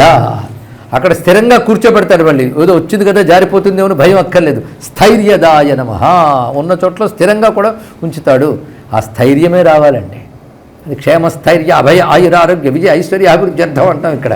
అంటే వచ్చింది స్థిరంగా ఉండాలా లేదా? అది చాలా అవసరం ఇక్కడ. కానీ స్థైర్యం అంటే యోగ భాషలో మోక్షమే స్థైర్యం. అదే నీ అసలు స్థితి. దాని నుంచి జారిపోకుండా ఉంచేవాడు పరమాత్మ. అంతేకాదు స్థానదాయ అనే దానికి అసురాన్ సూర పద్మాదీన్ హత్వా శరవణోద్భవ దేవాన్ స్వస్వపదే కృత్వా సమ్రాడేకో విరాజతి అని స్కంద వేదపాదస్తవని చెప్తుంది. దేవాన్ స్వస్వపదే కృత్వా, దేవతల్ని వారి వారి స్థానములందుంచి. ఎప్పుడు? అసురాన్ సూరపద్మాదీన్ హత్వా, సూరపద్ముడు మొదలైన రాక్షసులను సంహరించి దేవతలకు వారి వారి స్థానములు ఇచ్చినవాడు అనేటువంటి వేదపాదస్తవ వాక్య ప్రమాణంతోనే మరి దీనికి అర్థం చెప్పుకున్నాం. ఇక దకారాలు మొదలవుతున్నాయి. దాంతాయ నమః, దయాపరాయ నమః, దాత్రే నమః, దురితఘ్నాయ నమః. దాంతుడు అంటే ఇంద్రియ నిగ్రహం కలిగినటువంటి వాడు, దయా స్వభావం కలిగిన వాడు, దాత్రే దాత. ఆయన్ని మించిన దాత ఎవడు ఉంటాడండి? అసలు సృష్టిలో అన్నీ ఇచ్చేవాడు ఈశ్వరుడేట. అది తెలుసుకునేప్పటికి చాలా కాలం పడుతుంది మనకి. ఏదైనా ఈశ్వరుడు ఇస్తేనే మనకు లభిస్తుంది. అదే ప్రతిదీ ఈశ్వరుడు ఇచ్చాడని తెలుసుకోవడానికి దాత అనే నామమే సరిపోతుంది. అందుకే భవానేవ దాత త్వదన్యం నయాచే అంటారు శంకర భగవత్పాద వారు. అయం దానకారస్త్వహం దానపాత్ర భవానేవ దాత త్వదన్యం నయాచే. దానం చేయడం ఇదే టైం, తర్వాత పోస్ట్పోన్మెంట్ వద్దు. దానం పుచ్చుకోవడానికి నాకంటే గొప్ప అర్హుడు లేడు, దానం ఇచ్చేవాళ్ళు నీకంటే గొప్పవాళ్ళు లేడు అని చెప్పాడు ఇక్కడ. అంత గొప్పవాడు. అందుకే ఆయన్నే అడగాలి. అడిగితే కనుక దాత అని పేరు పెట్టుకున్నాడు కనుక అడగచ్చు ఆయన ఇక్కడ. దురితఘ్నాయ నమః అది కావాలండి ప్రధానంగా. దురాసదాయ నమః చేరడానికి కష్టమైన వాడు అని అర్థం. భగవంతుని చేరడం అంత సులభమా? దురాసదాయనం అంటే పొందరాని వాడు, పొందడానికి కష్టమైన వాడు, చేరడానికి కష్టమైన వాడు. అంటే అనేక సాధనలతో మాత్రమే పరతత్వాన్ని పొందగలం గనక దాని దుర్లభము, దురాసదము ఇత్యాది పేర్లు ఉన్నాయి. దర్శనీయాయ నమః చూడదగినవాడు. ఇది చాలా గొప్ప మాట. అంటే చూడాలి, చూడదగినవాట. చూడదగినవాడు ఒకటి, చూడడం ఒకటి. మనం చూస్తున్నవన్నీ చూడదగినవి కావు, అక్కర్లేనివి కూడా చూస్తున్నాం. దేన్ని చూడాలో దాన్ని చూడాలి. ఈ మాట చాలా లోతైన మాట. దేన్ని చూడాలో దాన్ని చూడాలి. ఏది వినాలో అది వినాలి, ఏది మననం చేయాలో అది చేయాలి. ఈ మూడు తప్ప అన్నీ చేస్తున్నాం అక్కడ. వేటిని చూడకూడదో వాటినే చూస్తాం, లేదా ఆలోచిస్తాం, అది కూడా చూడడమే కదా. రెండు ఏవి వినకూడదు అవే వింటూ ఉంటాం అక్కడ. ఇవాళ ఏం జరిగిందో తెలుసా? పక్కన వస్తూ ఉంటే అంటే ప్రవచనం అయిపోయి మాట్లాడదామని, ఎప్పుడు ప్రవచనం అవుతుందా బయటకు వెళ్ళి డిస్కషన్ చేసేద్దామా అని తహతహ ఇంకా ఎక్కదు. ఎందుకంటే ఎవరో పక్క వాళ్ళ గురించి చెప్పబోతున్నారు వాళ్ళు. అది అంతకంటే మధురమైన సబ్జెక్ట్ మరొకటి ఉండదు.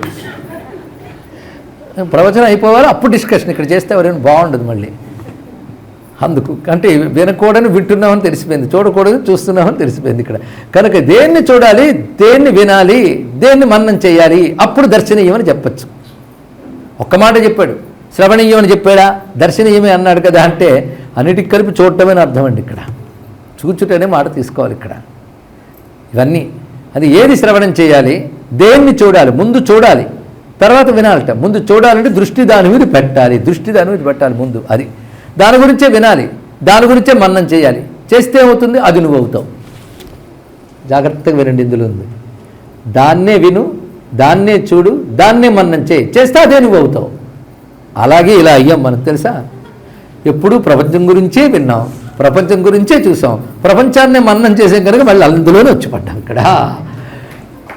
దేహాన్నే చూసాం, దేహాలనే చూసాం కనుక దేహం వచ్చి పడింది. అంతే. నువ్వేది వింటున్నావో, ఏది చూస్తున్నావో, ఏది అనుకుంటున్నావో అదే నువ్వు అవుతావు. అంతే కదా. భగవంతుడు బలవంతంగా తెచ్చి పెడతాడు ఏదైనా, నువ్వే తయారు చేసుకుంటావు నీ ఫార్మ్, ఇంకెవడు కాదు. కనుక దేన్ని చూడాలి శాస్త్రం చెప్పింది. అరే అని కూడా చెప్పింది. ఆత్మావా అరే ద్రష్టవ్య శ్రోతవ్య మంతవ్య నిధిధ్యాసితవ్య అని శాస్త్రం చెప్పేసింది. ఒకటే మాట, అరే. అరే అనేది గట్టి సంబోధన అండి మనల్నే. ఆత్మా ఏవ అది మాత్రమే ద్రష్టవ్య చూడదగినది. ఆత్మని మాత్రమే చూడు. ఆత్మ అన్నా, పరమాత్మ అన్నా, పరమేశ్వరుడన్నా, పరబ్రహ్మన్నా ఏకవాచకమే, ఏం పర్వాలేదు. కానీ దేని గురించి వినాలి? ఆయన్ని మాత్రమే చూడాలి, ఆయన మాత్రమే వినాలి, అది మాత్రమే మననం చేసుకోవాలి. కనుక దృష్టి అటు పెట్టు, మొట్టమొదటిది పెట్టాడు ఇక్కడ. అదే ద్రష్టవ్య, తర్వాత శ్రోతవ్య మంతవ్య. దృష్టి అటు పెడితే అదే వింటావు, అదే చేస్తావు, అంతే కదా. కనుక మొదలు చెప్పింది ద్రష్టవ్య. ద్రష్టవ్య అంటే అర్థం ఏంటో, దర్శనీయ అంటే అదే అర్థం ఇక్కడ. కానీ ఆత్మరూపుడైన వాడు పరబ్రహ్మ కనుక ఆయన్ని మాత్రమే చూడాలి, తచ్చింతనమే చేయాలి. ఏదైనా వచ్చేసింది అనుకోండి, అది కాదు కదా పక్కకు తీసేయాలి. ఎందులో ఉంటే పరమాత్మ స్ఫురణ కలగదో దాన్ని విడిచిపెట్టడమే భక్తి, ఇంకోటి కాదు. ఇక్కడ మరొక్కసారి రిపీట్ చేయనా, ఇది మరోసారి చెప్పండి. ఎందులో ఉంటే పరమాత్మ స్ఫురించడో దాన్ని విడిచిపెట్టేయాలి. ఎందులో ఉంటే పరమాత్మ స్ఫురిస్తాడో దాన్ని మాత్రమే పట్టుకోవాలి, అంతే. పెద్ద ఇదే సూత్రం అండి. చాలా బిజీగా ఉన్నానండి, అవునా? అంత బిజీ సమయంలో నీకు ఎప్పుడైనా భగవంతుడు గుర్తొచ్చాడా? గుర్తు రావడానికి తీరికెక్కడండి. అయితే ఆ పని వదిలి ఇది గుర్తు కొట్టుకోవాలి ఇక్కడ. ఎందుకంటే గుర్తొచ్చే అవకాశం లేదు కదా, మహాప్రమాదం. ఎంత కష్టపడి పర్వాలేదు, కానీ ఆ కష్టంలో భగవంతుడు గుర్తుంటే అది చేయి పర్వాలేదు ఇక్కడ. కానీ నిరంతరం భగవత్ స్ఫురణ, అదే స్మరణ, మరొకటి కాదు. ఆ స్మరణకి భిన్నం చేయకూడదండి. దీనికే అనుకూలాచరణం ప్రాతికూల్య వివర్జనం అని నారదులు వారు చెప్పారు. ఎంత అందమైన భావమో. భక్తి అంటే పెద్ద కష్టమైన వస్తువు కాదు. నువ్వు ఆ సూత్రం పట్టుకో, పట్టుకోలేకపోతున్నామంటే భగవంతుడు కావాలనుకోవట్లేదు. అంటే ఇక్కడ కావాలనుకుంటే ఇవే కనుక దర్శనీయ. ఈ మాటే మహానుభావుడు చెప్పేశాడు, ఆయన్నే చూడవయ్యా అన్నాడు. ఇక్కడ కమలేశు చూడని కన్నులే తను కుడ్యజాల రంధ్రములు కాక. ఆయన్ని చూడకపోతే ఇంకెందుకయ్యా గోడ మీద కన్నాలే ఆ కళ్ళు అన్నాడు ఇక్కడ. కానీ ఆయన్ని చూడకపోతే ఇది టైటిల్, గోడ మీద కన్నాలు లాంటివిట. ఎంత చక్కగా చెప్పాడు. కనుక చూస్తే ఆయన్నే చూడవలసినదే దర్శనీయ. ఇంకొక మాట ఉన్నది సుబ్రహ్మణ్య విషయాల్లో, ఇది మరొక గొప్ప అంశం. ఇక్కడ కుమార దర్శనం అనే పేరు ఎప్పుడైనా వినుంటారు మీరు. కుమార దర్శనం అంటే మీరు క్యాలెండర్ వస్తే కార్తీక మాసం పేజీకి వెళ్ళండి. అక్కడ కార్తీక పూర్ణిమ నాడు కుమార దర్శనం అని ఒక మాట ఉంటుంది. ఇక్కడ అంటే సుబ్రహ్మణ్య స్వామి ఆవిర్భవించాక ఆయన చేసిన లీలలందరికీ తెలుసు. దాని తర్వాత ఆయన తపోమూర్తిగా పళని పర్వతానికి వెళ్ళిపోయాడు. ఆయన తర్వాత శివుడు వెళ్ళి ఆయన దర్శనం చేశాడు. రావయ్య కైలాసానికి, నేను రాను ఇక్కడే ఉంటానన్నాడు. అయితే మేమే నీ దగ్గరికి వస్తా ఉన్నారు. దేవతలందరూ కూడా ఉత్సాహపడ్డారట. దానికి ఒక రోజు నిర్ణయించారు, ఇది కార్తీక పూర్ణిమ. అంతేకాదు స్కందగిరి అని ఒక పర్వతం ఉంది కైలాసంలో. శివుడు స్వయంగా సుబ్రహ్మణ్య స్వామి కోసం ఏర్పాటు చేశాడు. అక్కడ దానిపై ఉంటాడు. అక్కడ స్వామి అందరికీ తేలిగ్గా దర్శనమివ్వడు. దానికి ఒక సమయం ఉంటుంది. ఎందుకంటే సుబ్రహ్మణ్య దర్శనం చేస్తే నరక బాధలు ఉండవు, పాపాలు క్షయమైపోతాయి. ఇది కేవలం సుబ్రహ్మణ్య విషయంలోనే చెప్పారు. ఇది కుమార దర్శనం. అందుకే ఆ రోజు వెళ్ళి ప్రత్యేకంగా కుమారస్వామి దర్శనం చేస్తారు. దీనికి సంబంధించి ఒక వృత్తాంతం ఉంది. కుమారస్వామి అనుగ్రహించి పట్టాభిషిక్తుడి అసుర సంహారం చేసేసిన తర్వాత విజయోత్సవం చేశారు. అప్పుడు దేవతలందరూ ఆయన దర్శనం చేశారు. వాళ్ళు ఎలాగో దర్శనం చేస్తారు. సుబ్రహ్మణ్యుడు అందరిని అనుగ్రహిస్తానని అన్నప్పుడు ఆయన ఎవరు చూసినప్పటికీ పాపాలు పోతున్నాయట. దానితో యమలోకం ఖాళీ అయిపోయింది. ఈ కథ స్కంద పురాణంలో ఉన్నది, శివపురాణంలో కూడా రెండిట్లో ఉంది. అందుకే చెప్తున్నాం. దర్శన మాత్రం చేత నువ్వు ధ్యానం చెయ్యు, పూజించు, స్తోత్రాలు చేయు, జపం చేయ, ఏం లేదు, చూస్తే చాలట ఆయనకి. ఇక్కడ ఆఖరికి ఆశ్చర్యపోతాం. ఆలయాల్లో ఉన్న సుబ్రహ్మణ్య విగ్రహాన్ని దర్శించినా ఈ ఫలితం చెప్పాడు శాస్త్రం. సామాన్య కాదు. అసలు దేవతా దర్శనం చిన్నదా? నిన్ననో మొన్ననో గ్రహపీడలు పోవాలంటే దేవతా దర్శనం కూడా. అందుకే ఆలయాలకు వెళ్ళి విగ్రహాలను చూసినా దాని ప్రయోజనం దానికి ఉంటుంది ఇక్కడ. ఎందుకంటే మన నమ్మకంతో పని లేదు దానికి. ఇక్కడ మీరు నమ్మారనుకోండి, భక్తి ఉందనుకోండి, అనుభూతి తొందరగా వస్తుంది. వెంకటేశ్వరుని చూడగానే పొడగంటిమయ్యా మిమ్ము పురుషోత్తమాన అన్నమయ్య పరవశించిపోయినట్టు పరవశించిపోతారు. అంత పరవశం లేకపోయినా ఇలా దండం పెట్టి వచ్చిన దానికి పుణ్యం ఉంటుంది తప్పకుండా. అందుకే ఆలయ దర్శనం అనేది చిన్న విషయం కాదు. దర్శనం దొరకడం కూడా గొప్ప విషయం అండి. యముడికి సమస్య వచ్చింది. తిన్నగా శివుడి దగ్గరకు వచ్చాడు. ఏమైనా బాగుందయ్యా మీ అబ్బాయి గారి పని, పైగా వీడు దయామయులు, దర్శనం ఇచ్చేస్తున్నారు అందరికీ. దాంతో నా నరకం ఖాళీ అయిపోయింది అని అంటే, అక్కడ శివుడు యముడికి చేసిన బోధ అద్భుతమైన వేదాంత విషయాలని బోధిస్తాడు. అవి చెప్పడానికి ఇప్పుడు సమయం లేదు. కానీ అందులో గొప్ప మాట చెప్తాడు. ఏంటంటే, నీకు వచ్చిన బాధ ఏమిటయ్యా అన్నాడు. ఇక్కడ నరకం ఖాళీ అయితే మరి వాళ్ళందరూ సద్గతికి వెళ్ళారుగా. పైగా ఒక్కటి, వాడికి ఎన్నో పుణ్యవిషయములు వెనకాల ఉండడం చేతనే ఆయన దర్శనం చేయగలిగాడు. తెలుసుకో, వాడు అక్కడికి వెళ్తాడు. పైగా ఏ జీవుడు పుట్టుకతో పాపాత్ముడు కాడు, పుట్టుకతో పుణ్యాత్ముడు కాడయ్యా. వాడి కర్మల వల్లే వాళ్ళు అవుతాడు. ఒక్క మాట చెప్పనా, ఇవాళ నువ్వు యముడుగా దక్షిణ దిక్కుకి అధిపతిగా ధర్మ నేతగా ఉన్నావంటే నువ్వు చేసిన తపస్సుల ఫలం చేత నీకు ఆ దేవతా స్థానం వచ్చింది. ఇక్కడ ఆ తపస్సులని పండేకి ఇక్కడికి వచ్చావు. తత్పూర్వం నీవెవరివి? కనుక ప్రతివారు కూడా వాళ్ళ సాధన వల్ల క్రమంగా వస్తారు, ఉత్తమ గతికి వెళతారు. ఎవరికి ఈ గతి స్థిరమని లేదు. అలాగే ఆ గతి పొందేవాడు పొందుతారు. ఒక్క మాట చెప్పాలంటే ఇవేవి కూడా మిథ్యలే సుమా, సత్యవస్తువు ఒకటి ఉంది, అదే తెలుసుకోవాలని గొప్ప వేదాంత విషయాన్ని అద్భుతంగా బోధిస్తాడు శివుడు. ఆ సమయంలో వింటే యముడు నమస్కారం చేసి వెళ్ళిపోతాడు. ఇక్కడ అంటే ఇక్కడ అర్థం ఏంటంటే, స్వామిని దర్శించాలన్నా అనేక జన్మ పుణ్య విశేషాలు ఉంటే దర్శించగలరు. తత్ఫలంగా వాడు సద్గతిని పొందుతున్నాడు. ఇది చూపిస్తున్నారు ఇక్కడ. కనుక దర్శన మాత్రం చేతనే అనుగ్రహించే దేవుడు గనక దర్శనీయాయ నమః. మరి కుమార దర్శనం మాత్రమే ఎందుకుంది, ఇంకెందుకు లేదు? అందుకే దర్శనీయాయ నమః అనేది కేవలం సుబ్రహ్మణ్య సహస్రనామాల్లో ఎందుకు కనబడుతుంది అంటే ఆలోచించాలి. ఆ ఉపాసనకు సంబంధించిన విషయం ఇక్కడ. అది సుబ్రహ్మణ్య దర్శనం అంత విశేషం. పైగా దర్శనీయాయ నమః అంటే ఆత్మస్వరూపుడైన వాడు అని అర్థం చెప్పుకుంటూ, దయాసారాయ నమః. దర్శన మాత్రం చేతనే ఆయన సద్గతినిస్తున్నాడంటే దయ సారవండి ఆయన, అందువల్ల పనిచేశాడు. ఇక్కడ దయాసారాయ నమః, దేవదేవాయ నమః. దేవతలకు కూడా దేవుడు. ఆ మాట దేవతలే ఒప్పుకున్నారు. దేవతలే ఘటకులైతే తారకాసురుడు మొదలైన వారు విజృంభుడు పారిపోయారా లేదా? వాళ్ళకి దిక్కే నిలిచాడు ఆయన. వాళ్ళ చేత పూజింపబడ్డాడు కనుక దేవదేవాయ నమః, దయానిధయే నమః, దుర్విగాహ్యాయ నమః. దుర్విగాహ్యాయ అంటే ఆయనలో మునగడం కష్టం అన్నాడు ఇక్కడ. విగాహనం అంటే మునుగుట. దీన్ని అవగాహన మనం ఎక్కువ వాడుతూ ఉంటాం. అవగాహన అనే శబ్దం అర్థం తెలియకపోయినా, నాకు ఆ విషయం మీద అవగాహన లేదండి అంటాడు. అవగాహన అంటే అర్థం ఏంటండి ఇక్కడ? ఏమిటి అనుకుంటున్నారు? అవేర్నెస్. నేను ఇంగ్లీష్లో వర్డ్ అడగలే, అర్థం అడిగాను.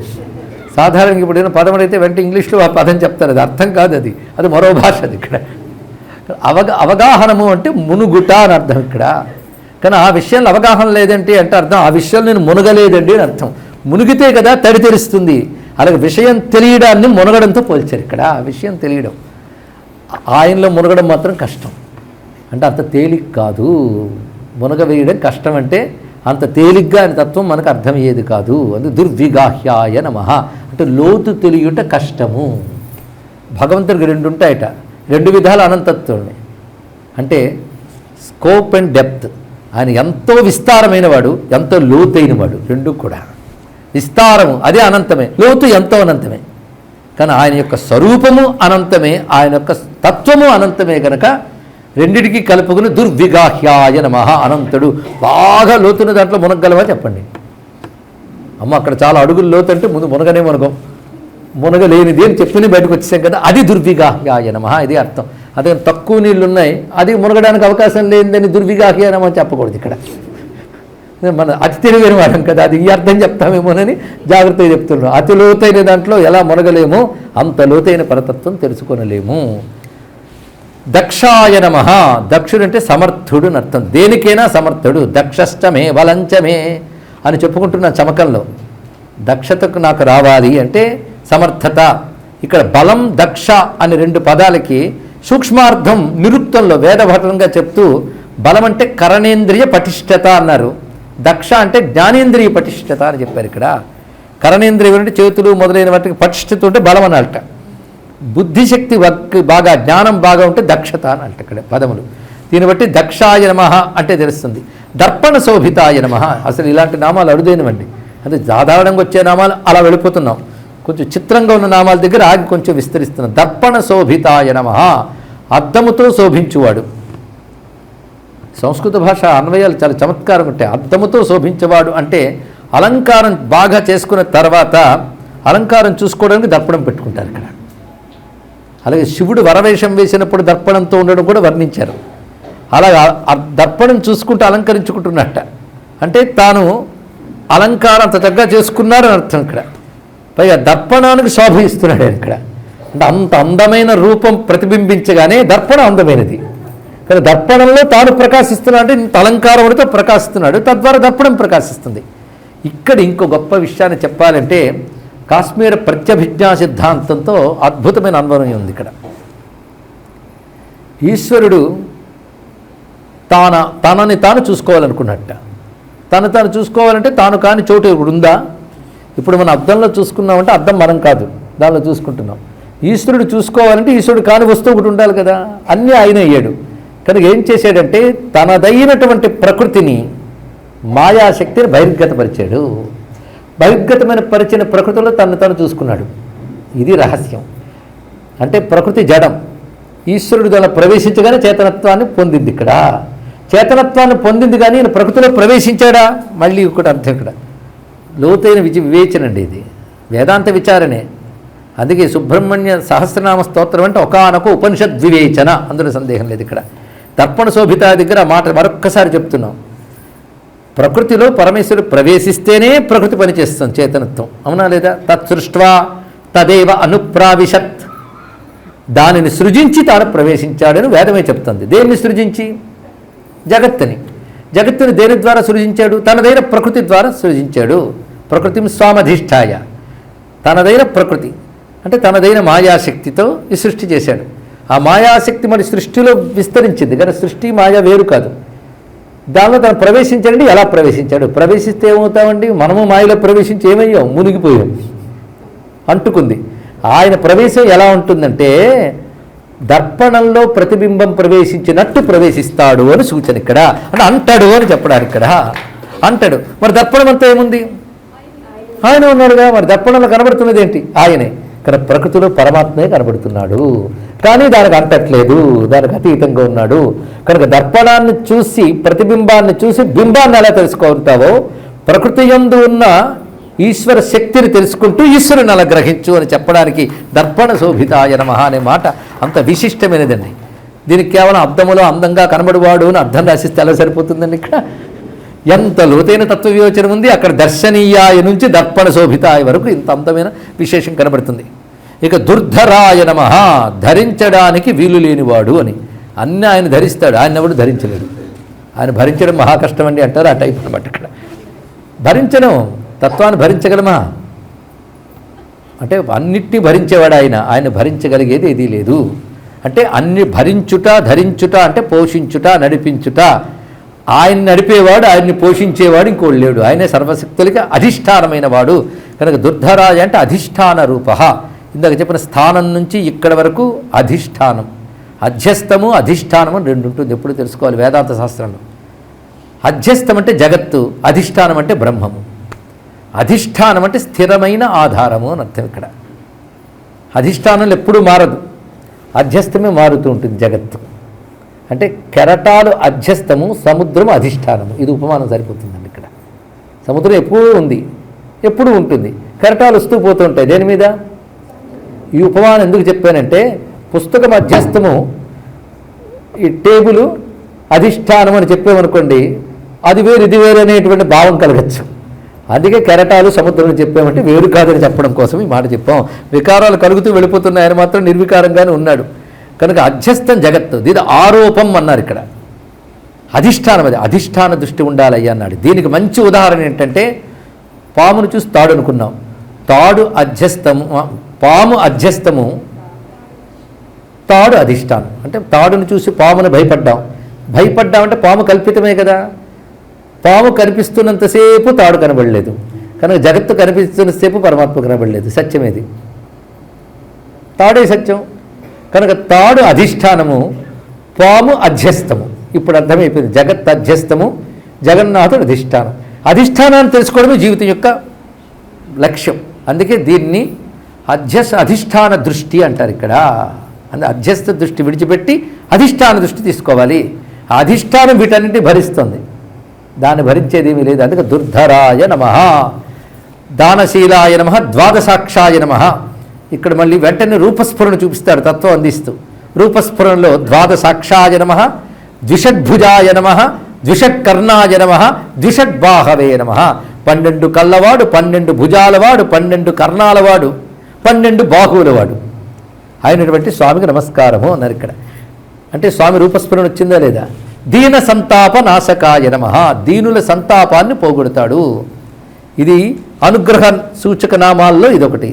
దీనత్వము అంటే అసహాయత. మనకు దీనత్వం కావలసినంత ఉంది, ఉందా? లేదు. ఎందుకంటే దీన శబ్దానికి శాస్త్రపరమైన అర్థం అహంకార రాహిత్యము అని అర్థం. ఇక్కడ ఈశ్వరస్యాప్యభిమాన ద్వేషిత్వాత్ దైన్యప్రియత్వాచ్చ అంటూ నారదుడు భక్తి సూత్రాల్లో చెప్పాడు. ఈశ్వరుడు అహంకార విద్వేషి, దైన్యప్రియుడు. దైన్యం అంటే అర్థం ఏంటి? బాగా దీనత్వం అసహాయత వచ్చిందనుకోండి, అప్పుడు మన స్థితి ఎలా ఉంటుందండి? ఒక డబ్బు లేదు, దరిద్రుడు. ధనికుడి దగ్గరికి వెళ్ళినప్పుడు అతడు పండితుడు కావచ్చు, గొప్పవాడు కావచ్చు, కానీ దరిద్రం వల్ల ధనవంతుడి దగ్గర అహంకారం చంపుకుంటాడు. అవునా లేదా? చెప్పండి. ఈవయ్య బాబు, నాకు నువ్వు ఇంద్రుడివి, చంద్రుడివి, ఇష్టం లేకపోతే పొగుడుతాడు. అంటే అంత దైన్యం ఎవరి దగ్గర చూపించాడు? ఎవడు అవసరం వచ్చిందో వాడి దగ్గర చూపించాడు. ఎందుకు? వీడికి లేకపోవడం వల్ల. కనుక మన దైన్యం ఎంత దించేసింది చూడండి. కానీ లోకంలో దైన్యం మనల్ని దించేస్తుంది.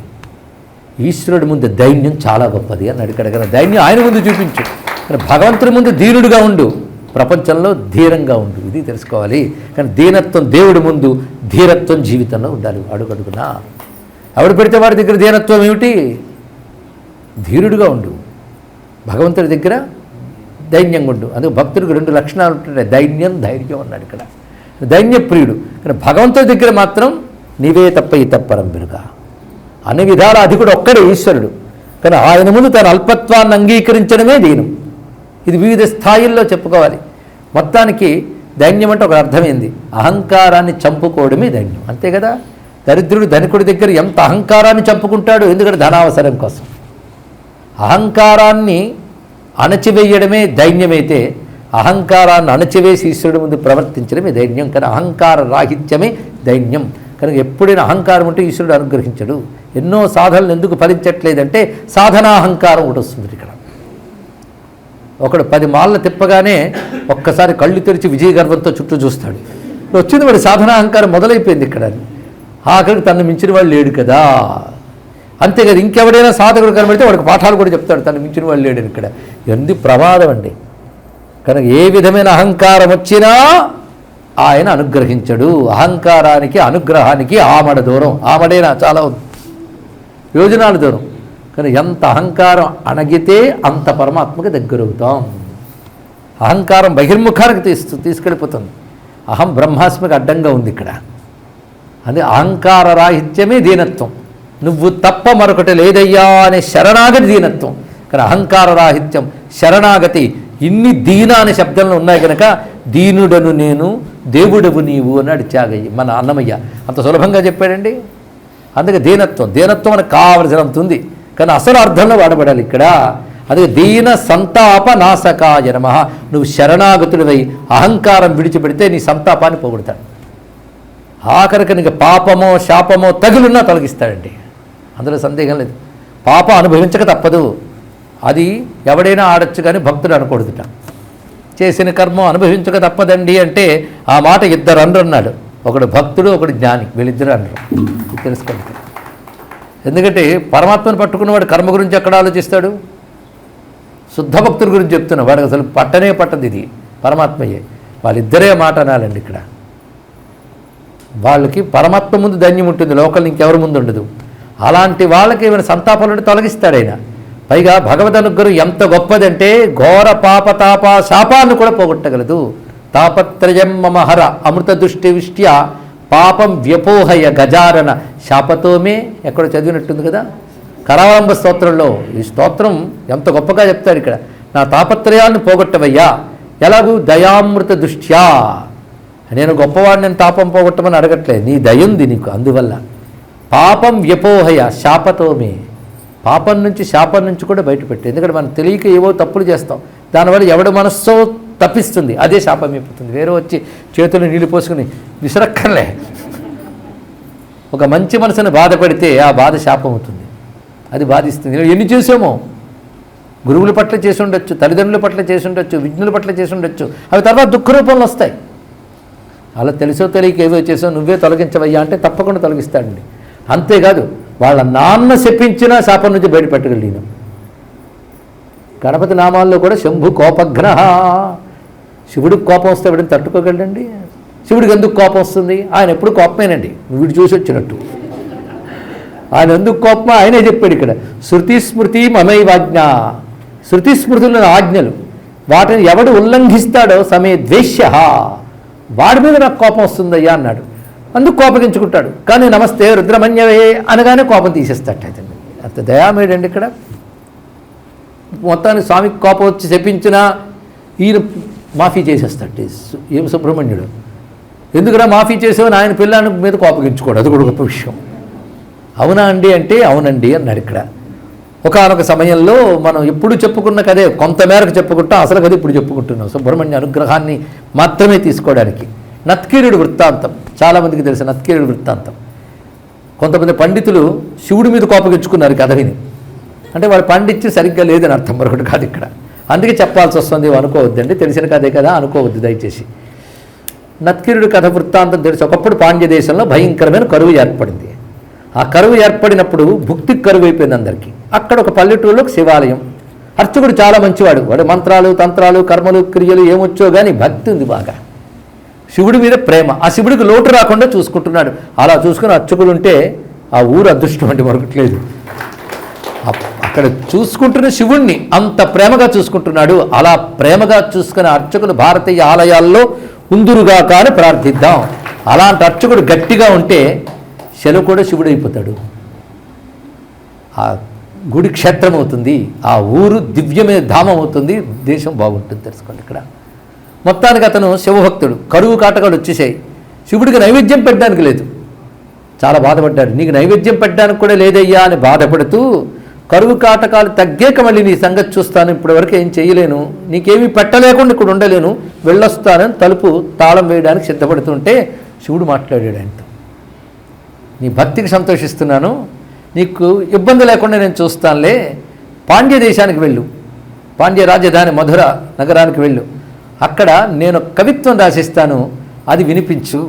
ఆయనకు సాహిత్య ప్రియుడు, నీకు మంచి కానుకలు ఇస్తాడు, అప్పుడు నీకు నాకు కూడా పప్పం గడుస్తుందని చెప్పాడు ఆయన. సరే వెంటనే పద్యం రాసిస్తే పట్టుకెళ్ళాడు, శివుడు చెప్పాడు కదా అని. ఆ పద్యం పాండ్యరాజు కొలువులో చదవగానే ఆయన కవిత్వానికి సంతోషించి కానుక ఇవ్వబోయాడు. పద్యంలో తప్పు ఉందన్నట్ట. ఆస్థాన కవి, ఆయన పేరు నత్కీరుడు. ఏమిటయ్యా పద్యం బాగుంది కదా అంటే తప్పు ఉందన్నాడు. ఏమిటి తప్పు చెప్పు అన్నారు. వెంటనే స్త్రీ యొక్క కురుల్ని వర్ణిస్తూ సుగంధంగా ఉంది అని రచించాడు. స్త్రీ కురులు సహజ సుగంధము కాదు, అది వివిధ లేపనాల వల్ల వాటి వల్ల సుగంధం రావాలి, కానీ సహజ సుగంధముగా కురుల్ని వర్ణించాడు, అది తప్పు దానికి అన్నాడు ఇక్కడ. అంటే జుట్టుని సహజ సుగంధముని వర్ణించాడు, అది తప్పు. సహజ సుగంధం ఎలా అవుతుంది? కానీ కవిత్వంలో సహజత్వం లేదు కనుక ఇది లోపము అన్నాడు. నువ్వేమంటావు, సమర్థించు అన్నాడు. సొంత కవిత్వం ఇది సమర్థించేవాడు, ఎరువు కవిత్వం అది ఏం సమర్థిస్తాడండి? దానితో నీళ్లు నమిలి ఓటమిని అంగీకరించి తిన్నగా ఆలయానికి వెళ్ళాడు. ఇంతవరకు ఆకలి బాధ ఒక్కటి ఉండేది, నీ వల్ల అవమాన బాధ ఒకటి వచ్చింది కదా, లేనిపోని పాండిత్యం నాకెందుకయ్యా, ఏదో హాయిగా బతికేస్తాను, అదే తప్పు లేని పద్యం రాసివ్వచ్చుగా, తప్పు పద్యం ఎందుకు రాసిచ్చామన్నాడు. అంటే ఎవడయ్యా తప్పు పట్టాడు అంటే అక్కడ ఒక కవి ఉన్నాళ్ళు, వాడు తప్పు పట్టాడు అన్నాడు. ఇక్కడ పద నేను వస్తానన్నాడు. ఇక్కడ అసలు రూపంతో వస్తాడా? ఈ భక్తుడికి అయితే కనబడ్డాడు కానీ అసలు రూపం దర్శనమిస్తాడా? చక్కగా పండితుడిలాగా వేషం అంతా వేసుకొచ్చారండి, మంచి తలపాగా వగీరాన్ని పెట్టుకుని వచ్చాడు. ఎవడరా నా పద్యం తప్పన్నాడు అన్నాడు వస్తూని. ఇక్కడ పాండిత్యపుట అహంకారం ఉంటుంది కదా, ఆయన లేచాడు, నేనే అన్నాను అన్నాడు. ఇక్కడ విద్యాహంకారం ఉన్నదండి, చాలా ప్రమాదం. నేను శాస్త్ర ప్రమాణంగా మాట్లాడుతున్నా, పాండిత్యంతో మాట్లాడుతున్నా, నా ముందు ఎవరు నిలబడలేడు, ఇలాంటివి ఉంటే ప్రమాదం. లేచాడు, పద్యంలో తప్పుంది, నేను చెప్పాను, తప్పేముంది, సహజగంధం ఉండదు కురులకి అన్నాడు. ఇక్కడ వెంటనే ఆలోచిస్తున్నాడు ఆయన, శివుడిని ఆలోచన పెట్టేశాడు. ఇక్కడ తనకు తెలిసింది ఒకే స్త్రీ, ఆవిడ కురులకు సహజ సుగంధం ఉంటుంది ఇక్కడ. అందుకే కల్పవృక్ష కుసుమాలు కూడా బలమతన వాటి విటపినా మహత్యేనం, అవి సహజ సౌరభ్యేన, సహజ సుగంధం కోసం కల్పవృక్ష కుసుమాలు అమ్మవారి జుట్టులో ఉంటాయట. ఏది వాటికి సుగంధం కోసం కల్పవృక్ష కుసుమాలు వస్తాయి ఇక్కడ అని వర్ణించారు శంకర భగవత్పాల్ గారు. ఆయనకు తెలిసింది ఆవిడే. ఎవరు పరిచయం ఉన్నదే వాడు వర్ణిస్తాడు, కానీ పరిచయం లేని ఏం వర్ణిస్తాడండి. కనుక ఆ మాట బయటపెట్టలేదు.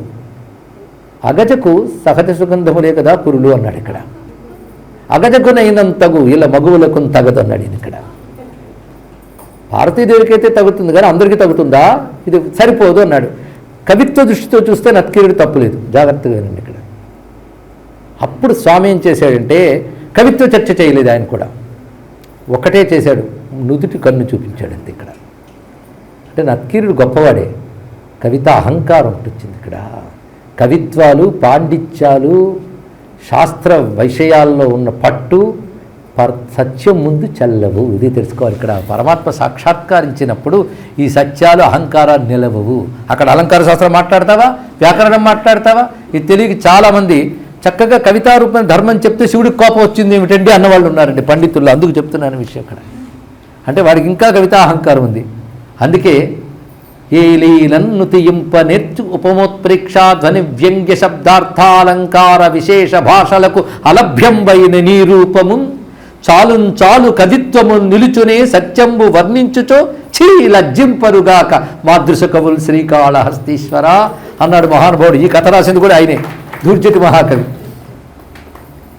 నీ ఎలా వర్ణిస్తామే, శబ్ద అర్థాలంకారాలకు అతీతమైన నిన్ను ఎలా వర్ణిస్తాం? ఆయన సిగ్గులేదు మా కవులకి వర్ణిస్తూ ఉంటే. చెయ్యి లజ్జింపరుగాక మాదృశ కవులు శ్రీకాళహస్తీశ్వర.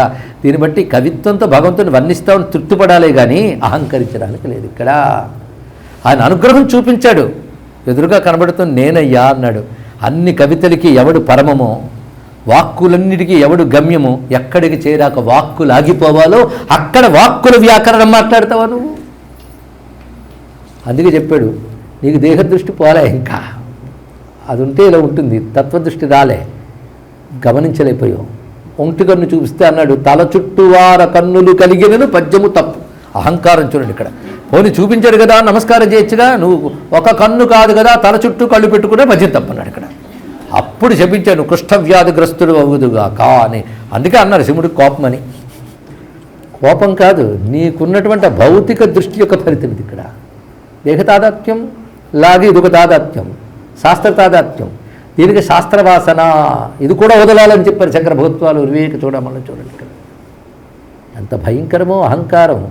భగవంతుడు అనుగ్రహించదలుచుకున్న వాళ్ళకి ట్రీట్మెంట్ ఇస్తాడు. ఒక కన్ను చూపిస్తే బుద్ధి తెచ్చుకుని అహంకారం అనుచుకొని ఈశ్వర నువ్వు కనబడ్డావా అనాలి, అంతే కదండి. అంతే కదా, భగవంతుడు కనబడ్డా జపం పూర్తవని వస్తానంటామండి ఇక్కడ. అన్నిటికీ ఫలం ఆయన.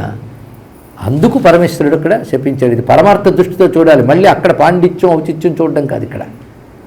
వెంటనే కుష్ఠవ్యాధిగ్రస్తుడు కాబట్టి అప్పుడు తెలుసుకుని క్షమించమని. అప్పుడు ఇంకా కవిత్వం, నా కుష్ఠవ్యాధి వచ్చినా సరే పద్యం తప్పలేదు. చూడండి ఇక్కడ కుష్ఠవ్యాధి రాగానే మాత్రం కాలు మీద పడిపోయాడు.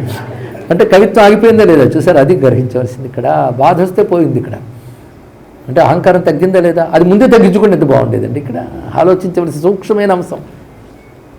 అప్పుడు కుష్ఠవ్యాధి ఎలా పోతుంది అంటే నువ్వు కైలాసాన్ని దర్శిస్తే పోతుంది. అంతర్ధానం ఇప్పుడు మరో మాట లేదు ఇక్కడ. కైలాసం అంటే ఎక్కడ మానస సరోవరం. ఇప్పుడంటే టూరిస్ట్ బుక్ చేసేసుకుని 80,000 లక్ష కట్టిస్తే సర్వమని తీసుకెళ్ళిపోతారు. అలా వెళ్ళిన వాళ్ళు కొంచెం ఫలితాలు కూడా వేరేగా ఉంటాయండి. కానీ అప్పుడు వెళ్ళడం అంత తేలిక. ఈయన ఎక్కడో పాండ్యదేశంలో ఉన్నాడు, ఇక్కడి నుంచి బయలుదేరాడు. ఎన్ని చూసి వెళ్ళాలి. మొత్తానికి కైలాసం చూస్తే కానీ పోదు ఈ రోగం. అంతర్ధానం అయిపోయాడు. ఇలా చెప్పించిన వెంటనే అలా వచ్చింది కదా, కొద్దిగా రోగం పెరుగుతుంది. అప్పుడు ఇది ఇంకా పెరక్క ముందు బయలుదేరాలని బయలుదేరాడండి. ఇక్కడ వచ్చిన తర్వాత కాకుండా రాకముందే బయలుదేరాడు. త్రోవలోనే పెరిగిపోతుంది. చాలా బాధాకరమైన పరిస్థితి. దక్షిణాపథంలో ఒక్కొక్కటి చూసుకుంటూ వస్తున్నాడు. ఏవేవి చూశాడు కూడా వర్ణించారు అక్కడ. అరుణాచలం చూశాట, కాంచీపురం చూశాడు. ఇవన్నీ చూసి వస్తూ ఉండగా త్రోవలో ఒక అరణ్యం. అరణ్యం దగ్గర ఒక అద్భుతమైన కొలను, దాని దగ్గర ఒక చెట్టు ఉంది. ఆయన చెట్టు కింద కూర్చొని సేద తీరుతుంటే ఒక ఆశ్చర్యకరమైన దృశ్యం కనబడింది. అదేదో మహిమాన్వితమైన క్షేత్రంలా ఉన్నది. పైనుంచి ఆకులు కింద పడుతున్నాయి ఎండిపోయినవి. ఆ కోనేరులో పడ్డవన్నీ చేపలే లోపలికి వెళ్ళిపోతున్నాయి, నేల మీద పడ్డవన్నీ పక్షుల పైకి ఎగిరిపోతున్నాయి. ఆశ్చర్యం కనిపించింది. ఇలాంటి వింత వింత వృక్షాలు అలాంటివి భారతీయ తపపూరితమైన అరణ్యాల్లో నేటికి ఉంటాయండి. నాకు కనబడలేదు కదా అంటే నక్కిరుళ్ళ తిరిగితే దొరుకుతాయేమో తెలియదు మనకి. ఒక ఆకు మాత్రం కొంత నీటిలో కొంత నేల మీద ఉండి నీటిలో భాగం చేప అయ్యి నేల భాగం పక్షి రెండు గుంజుకుంటున్నాయి. అక్కడ దృశ్యం చూస్తే ఆశ్చర్యంగా ఉంటే ఒక భూతం వచ్చి పట్టుకుంది దీనికి. ఆ భూతం వచ్చి పట్టుకొని తిన్నగా వెళ్ళి గుహలో పడేసింది. ఇక్కడ అమ్మయ్య అనుకున్నట్టు ఎవడ భూతం. లోపల సుమారు 99 మంది ఉన్నారు. ఉల్భోర్మని ఇచ్చారు ఒకసారి ఈయన చూసి. ఏమిట్రా బాబు నన్ను చూసి ఏడుస్తున్నారు అన్నాడు. అంటే మేము ఇంతవరకు బితుకుని ఉంటున్నాం. ఈ భూతంగాడు, ఈ రాక్షసుడు ఉన్నాడే, వీడికి 100 అయితే తింటాను వ్రతం పెట్టుకున్నాడు. 99 మందిని సమకూర్చాడు. 100వ వాడు రాకూడదని దండం పెట్టుకుంటున్నా నువ్వు వచ్చేసావు. ఇంక అయిపోయింది మా పని. మరి ఇప్పుడు ఎక్కడికి వెళ్తే స్నానం చేసి వచ్చి మడిగా తింటాడు మనల్ని. అందుకు వెళ్ళాడు. వీళ్ళు భయపడుతున్నారండి. వెంటనే నేను అన్నాడు, నాకు ధైర్యం ఉందిలే అన్నాడు. ఏంటంటే స్వామి ఉన్నాడు మనకన్నాడు. ఎవడా స్వామి? తారక దైత్య భంజనుడు, దారుణ శక్తిధరుండు, పన్నగాహారఘయుండు, దీన జనతావరభూజము, షణ్ముఖట్టహాసార భటీ విపాటిత దిగంత కటాహుడు, వీని చంపి ఇందర కృపాంబుధి అయి బ్రతికించుగావుతన్. ఇది అన్నాడు ఇక్కడ. తారక దైత్య భంజనుడు, దారుణ శక్తిధరుండు, పన్నగాహారహయుండు.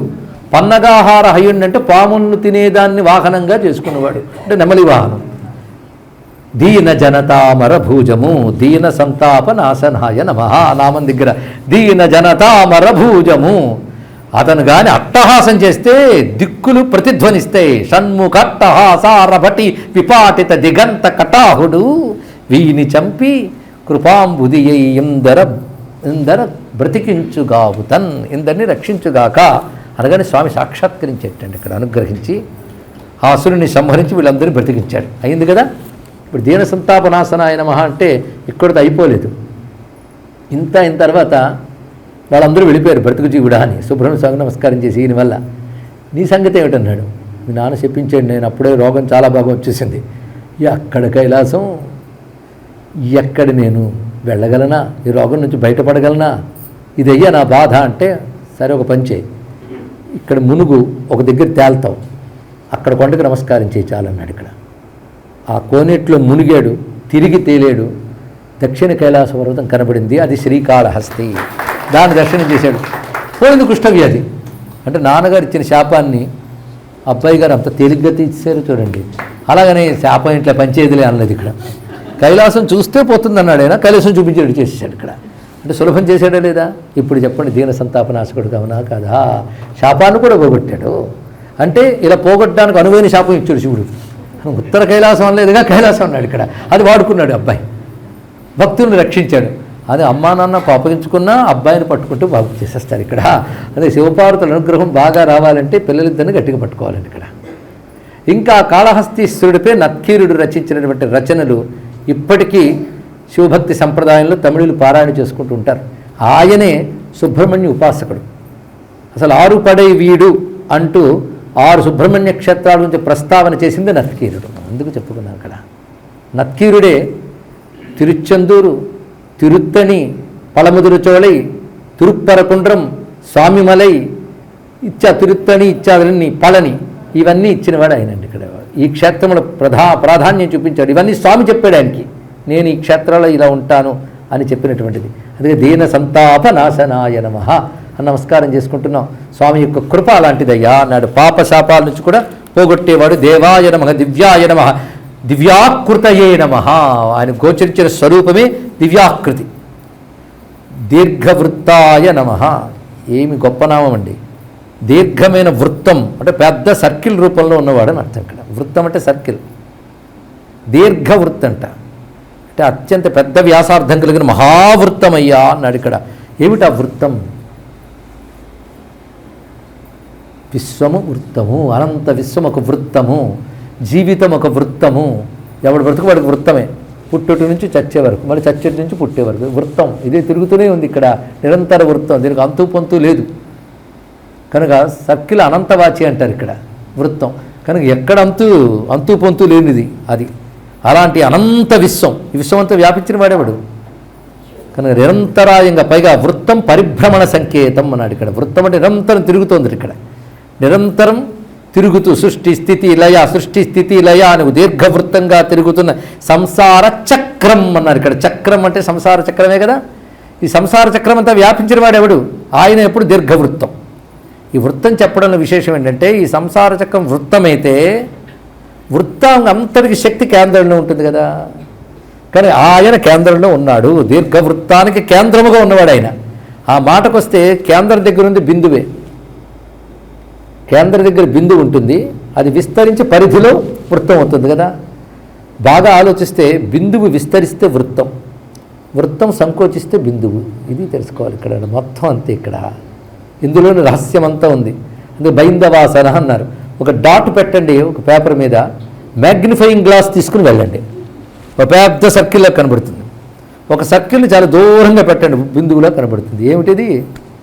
కనుక అత్యంత బిందుస్వరూపంగా ఉన్న పరమాత్మ విశ్వమనే మహావృత్తంగా విస్తరించాడు కనుక దీర్ఘవృత్తాయ నమః అనే నామం ఇంత విశేషమైనటువంటి భావంలో చెప్పబడుతుంది. ఇంకే అర్థం చెప్పగలదు దీనికి? తప్ప సంసార చక్ర రూపంలో ఉన్నవాడు సూక్ష్మమైన అతడే స్థూలముగా విస్తరించి విశ్వభ్రమణాన్ని నడుపుతున్నటువంటి వాడు. దీర్ఘబాహవే నమః. ఏమి చేతులండి బాబు! వెంటనే దీర్ఘదృష్టయే నమః.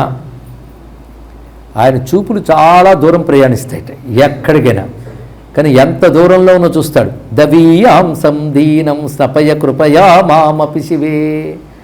ఎంతో దూరంగా ఉన్న నాపై కూడా నీ చూపు తిప్పమ్మా అంటే, అంత దూరంగా ఉన్నావు ఎలా చూస్తానురా అంటే, నీ చూపైన సూర్యుడే కొన్ని కోట్ల కాంతి సంవత్సరాల దూరంలో ఉన్నా మాపై పడట్లేదా? కనుక ఎంత దూరంగా ఉన్నా నీ చూపు ప్రసరిస్తుంది, ఎంత దూరంగా ఉన్నా నీ చెయ్యి పట్టుకుంటుంది మమ్మల్ని. కనుక నువ్వు చెయ్యూతనిస్తావు, మాకు చెయ్యూతనిస్తావంటే నా చెయ్యి అంత పొడుగు కాదయ్యా అంటే, నీ చెయ్యి అంత పొడుగు మరొకటి లేదయ్యా అన్నాడు ఇక్కడ. కానీ ఎక్కడికైనా వెళ్ళగలదు, దేన్నైనా పట్టుకోగలదు చెయ్యి. ఎందుకంటే చేతిలో ఎందుకు చెప్పారంటే, నీ చెయ్యూత కావాలి, నువ్వు పట్టి నడిపించాలి ఎంత దూరంలో ఉన్నా. అందుకే దీర్ఘబాహవే నమః. ఉత్తమ సాముద్రిక లక్షణాల ప్రకారం ఆజానుబాహు దీర్ఘబాహు అంటారు. అలాంటి దీర్ఘబాహు అంటే స్వామి. అలాంటి బాహువులు ఒకటా రెండా? 12 బాహువులకి దండం పెట్టి ఆశ్రయిస్తున్నాను ఆ బాహువులను అన్నారు శంకరులు. ఎటువంటి బాహువులు అంటే, విధౌ క్లుప్త దండాన్ స్వలీలాధృతాండాన్ నిరస్తే భసుండాన్ ద్విషత్కాల దండాన్ హతేంద్రారిషండాన్ జగత్రాణ సౌండాన్ సదాతే ప్రచండాన్ శ్రయే బాహుదండాన్. శ్రయే అంటే ఆశ్రయే, దేన్ని? బాహుదండాన్. నీ బాహుదండముల్ని నేను ఆశ్రయిస్తున్నానయ్యా. అలాంటి చేతులు ఉన్నవాడిని ఆశ్రయిస్తేనే చాలా బాగుంటుందండి. అంత బలమైన చేతులు. ఒక్కొక్కటి ఎలా ఉన్నాయంటే అది బ్రహ్మదేవుని కూడా శిక్షించే, విధిని నిర్వహించడంలో పనిచేస్తాయి. విధౌక్లుప్త దండాన్. విధి అంటే బ్రహ్మ కూడా ఉన్నది కదా. స్వలీలాధృతాండాన్. మామూలు చేతులు కాదు, లీలతో అనంత బ్రహ్మాండాలని పట్టుకోగలిగినటువంటి బాహువులవి. నిరస్తే భసుండాన్. ఏనుగు తొండముల్ని ఓడిస్తున్నాయి. ఏనుగు తొండాలు మొదట బలంగా ఉంటే క్రమంగా సన్నగొస్తాయి. అలాగే ఆ జబ్బల దగ్గర విస్తారం ఉంటూ క్రమంగా సన్నగున్నాయట. అది బాహువుల్ని ఏనుగు తొండములతో పోల్చడం ఒక కవి సమయం. నిరస్తే భసుండాన్ ద్విషత్కాలదండాన్. ఆ చేతులు శత్రువుల పాలిటి యమదండాల్లో గోచరిస్తున్నాయి. హతేంద్రారిషండాన్. ఇంద్రుని శత్రువుల సమూహాన్ని హతం చేసేటటువంటి ఆ చేతులు. జగత్రాణ సౌండాన్. జగత్తుని రక్షించే సమర్థములు. అలాంటి ప్రచండాన్ బాహుదండాన్ సదా ఆశ్రయే. అలాంటి బాహుదండాలను ఆశ్రయిస్తున్నాను అంటే ఆ చేతులు ఎంత గొప్పవో తెలిసాయి కదా. మరొక్కసారి అనుకుందాం, ఆ చేతులను అభయమిచ్చే చేతులు. విధౌక్లుప్త దండాన్ స్వలీలాధృతాండాన్ నిరస్తే భసుండాన్ ద్విషత్కాల దండాన్ హతేంద్రారిషండాన్ జగత్రాణ సౌండాన్ సదాతే ప్రచండాన్ శ్రయే బాహుదండాన్. అలాంటి స్వామి యొక్క బాహువుల్ని దీర్ఘబాహు అన్నారు. ఇక దృష్టి, అపార కరుణా దృష్టితో ముల్లోకాల్ని 3 కాలాలని సదా దర్శించేవాడు గనక దీర్ఘదృష్టయే నమః. దివస్పతయే నమః.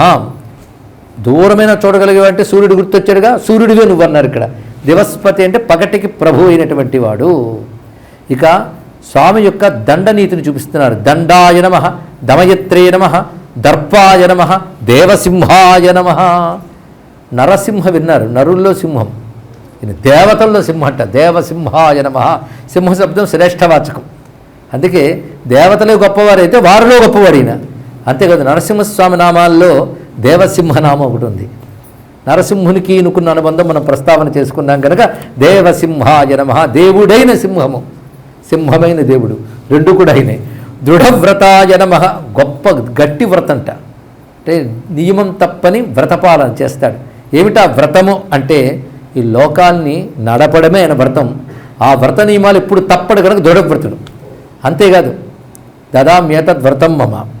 భక్తులను అనుగ్రహించడమే నా వ్రతం అన్నాడు రాముడు. భగవంతుడి మాట అది. అదే మాట అది దృఢంగా పాటిస్తే కనుక దృఢవ్రతాయ నమః. ఇక దుర్లభాయ నమః, దుర్గామాయ నమః, దీప్తాయ నమః, దుష్ప్రేక్షాయ నమః. ఇవన్నీ విష్ణు శాస్త్రంలో కూడా వస్తున్నాయి. దుష్ప్రేక్షాయ అంటే అంత తేలిగ్గా చూడలేం, కళ్ళు మిరుముట్లు గొలిపే తేజస్సు ఆయనది. చోళరాజు కథలో చెప్పుకున్నాం. ఆయన యథాతథంగా కనబడితే కళ్ళు మిరుమిట్లు గొలిపే. దురోదరఘ్నాయ నమః. దురోదరం అంటే ద్యూతం అని అర్థం. జూతము మొదలైన దుష్టత్వాన్ని పోగొట్టువాడు అంటే భగవంతుడు. అలాంటి లక్షణాలకు దొరకడు. ఇది దురోదరమని జూదానికి ఎందుకు పేరు పెట్టారు అంటే దాని ద్వారా సంపాదించి కడుపు నింపుకోవడం దోషం. ఇది తెలుసుకోండి. దురోదరం అంటే చెడ్డ కడుపు అని అర్థం. ఇక్కడ మామూలుగా చెప్పుకోవాలండి. అంటే తప్పుడు పనులతో కడుపు నింపుకుంటే వాడిని దురోదరుడు అనాలి అన్నాడు. ఇక్కడ పాప కార్యాలతో కడుపు ఏం చేస్తామండి? కడుపు నింపుకోవడానికి ఆ పాప పనులు చేస్తున్నామంటే ఎంత దౌర్భాగ్యం. దానితో కడుపు నింపుకుంటున్నాడు కదా, అది దురోదరం. అలాంటి దోషములు, అలాంటి పాపములు పోగొట్టేవాడు దురోదరఘ్నాయ నమః. దుఃఖఘ్నాయ నమః, దురారిఘ్నాయ నమః, దేవసేనేశాయ నమః. దేవసేనకు ఈశ్వరుడు కదా. దేవసేన అంటే అమ్మవారు. దేవసేనకు పతి అయినటువంటి వాడు దేవసేనేశాయ నమః. ఇక్కడ కళ్యాణ సుబ్రహ్మణ్యుడు వచ్చాడు. 2వ ఆవిడ కూడా వచ్చాక సంపూర్ణం చేసుకుందాం. దేవసేనేశాయ నమః, దుర్జ్ఞేయాయ నమః. ఇందాక దుర్విగాహ్యాయ నమః, అలాగే దుర్జ్ఞేయాయ నమః అంటే అంత తేలిగ్గా తెలుసుకోలేము అటువంటి వాడు. దేవర్షయే నమః. దేవర్షిట ఆయన. దేవర్షి నారదుడితో బ్రహ్మగారు చెప్తున్నారు. దేవర్షి సుబ్రహ్మణ్య స్వామి అయ్యా అన్నాడు ఇక్కడ. అంటే దేవతలుగా ఉంటూ ఋషి అయిన వాడు. అంటే సుబ్రహ్మణ్యుడు దేవతేగా, కానీ దేవతే కాదు ఋషి కూడా. దేవర్షయే నమః. అంతేకాదు దేవర్షి అంటే నారదుడు. నారదు కంటే ముందు కొందరు ఋషులు వచ్చారు. ఎవరు? సనక సనందన సనత్కుమారాదులు. వాళ్ళు దేవర్షులే. సనత్కుమారుడు సుబ్రహ్మణ్యుడు అని చెప్పుకున్నాం కనుక దేవర్షయే నమః సరిపోయింది. ఇక్కడ దైవజ్ఞాయ నమః. దైవం తెలిసినవాడు అంటే ఏమిటి? దైవం అంటే దైవం దిష్టం భాగధేయం అదృష్టం అని అర్థం. దైవం అంటే దేవుడని కాదండి. దైవం అంటే ఇదివరకు నువ్వు చేసుకున్న కర్మఫలం, దానికి అదృష్టమని, భాగ్యమని, దైవమని పేరు. అది తెలిసినవాడు ఆయన. నీ భాగ్యం నీకు తెలియదు, దానికి తెలుసు. అందుకే లోకంలో జ్యోతిష్ శాస్త్రవేత్తని దైవజ్ఞులను ఎందుకంటారంటే నీకేం జరగబోతుందో వాడు చూపిస్తారు నీ అదృష్టం. అదే అదృష్టం ఏంటో తెలిసిన వాడిని దైవజ్ఞులు అన్నారు. ఇక్కడ ఆయన కంటే, సుబ్రహ్మణ్యుడి కంటే దైవజ్ఞుడు ఎవరున్నారండి ఇక్కడ? అందుకే అందరి అదృష్టాలు తెలిసిన వాడు కనుక దైవజ్ఞాయ నమః. ఈయన పట్టుకోండి, ఆయన చూసుకుంటాడండి ఇక్కడ. అంతేకాదు దైవ చింతకాయ నమః, దైవాన్ని చింతన చేస్తాడు. అయ్యా ఆయనే దైవం కదా, ఆయన చింతన చేయడం అంటే తత్వజ్ఞాయ నమః, దైవ చింతకాయ నమః. వీటికి అర్థం ఏం తెలుసుకోవాలంటే తత్వము తెలిసిన వారు, దైవాన్ని చింతన చేసే వారి రూపములో ఉన్నవాడు అని అర్థం ఇక్కడ. అంటే భక్తులు, యోగులు కూడా భగవత్ స్వరూపులే. ఎందుకు భగవత్ స్వరూపులు అయ్యారంటే నిరంతరం ఆయన్నే చింతన చేస్తున్నారు కదా, ఆయనే అయిపోయారు. అది ఒక ఇనప మొక్కే సోదంటరు ఆయన 10 మారు రాస్తే అది సోదంటరు అయిపోతుంది ఇక్కడ. అలాగే నిరంతరం ఈశ్వర చింతన చేసేవాడు ఈశ్వరుడికి అభిన్నుడు అయిపోతున్నాడు, ఆయన చింతనే చేస్తున్నాడు కనుక తద్రూపుడైన వాడు అని చెప్పినప్పుడు మనకు భగవంతుడు కనబడకపోవచ్చు, కానీ భక్తులు, యోగులు, సత్పురుషులు కనిపిస్తారు.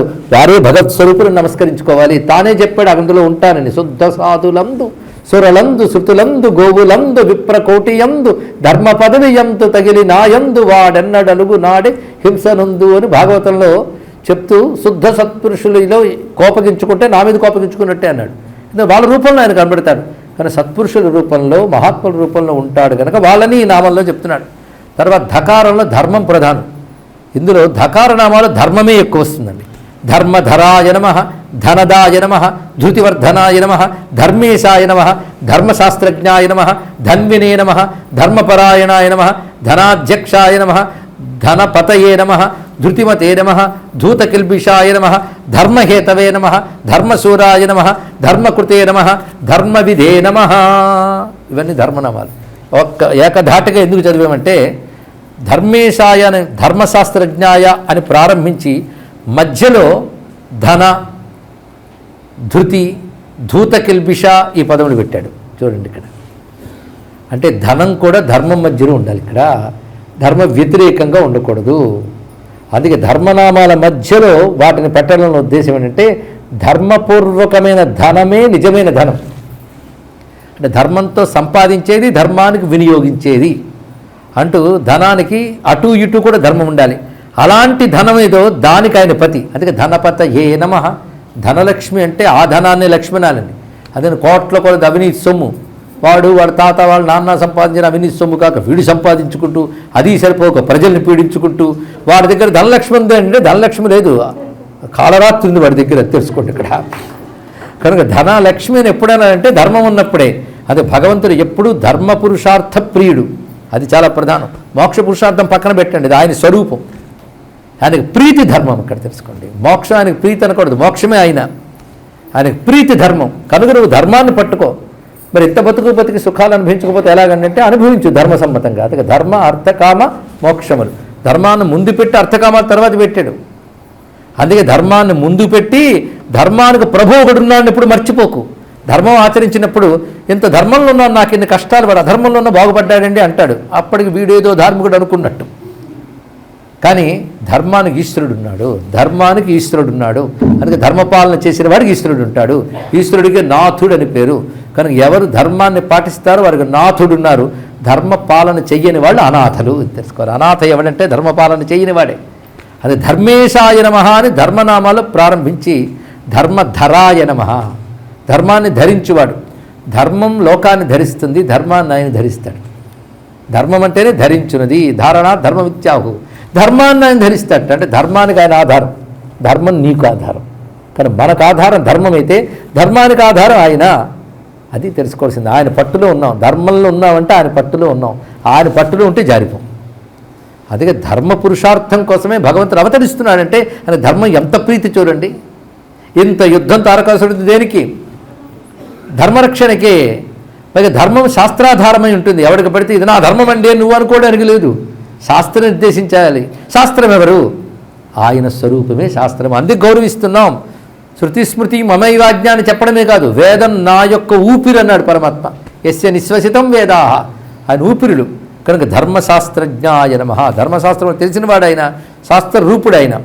ధన్వినే నమః, మధ్యలో పెట్టాడు ధన్వినే. ధన్వినే అంటే మంచి విలుకాడు. ఆయన యుద్ధం చేసినప్పుడు అది కూడా ప్రయోగించాడు తెలుసా మీకు? కేవలం బల్యం కనబడుతుంది కానీ ఆయన చేతుల్లో అది కూడా ఉంది, చాపం కూడా. ధన్వినే అంటే ధనుస్సు ధరించినవాడు, అంతేకాదు శాసనాన్ని ప్రవర్తింపజేయువాడు అని అర్థం ఇక్కడ ధన్వినే అన్నప్పుడు. అయితే ధనుర్ధారి ప్రతాపం ఒక్కటే సరిపోదు పాలనకి, అందుకే ధర్మపరాయణాయ నమః. పాలకుడు ధనుర్ధారి అయితే సరిపోదు, ధర్మపరాయణుడు అయి ఉండాలి.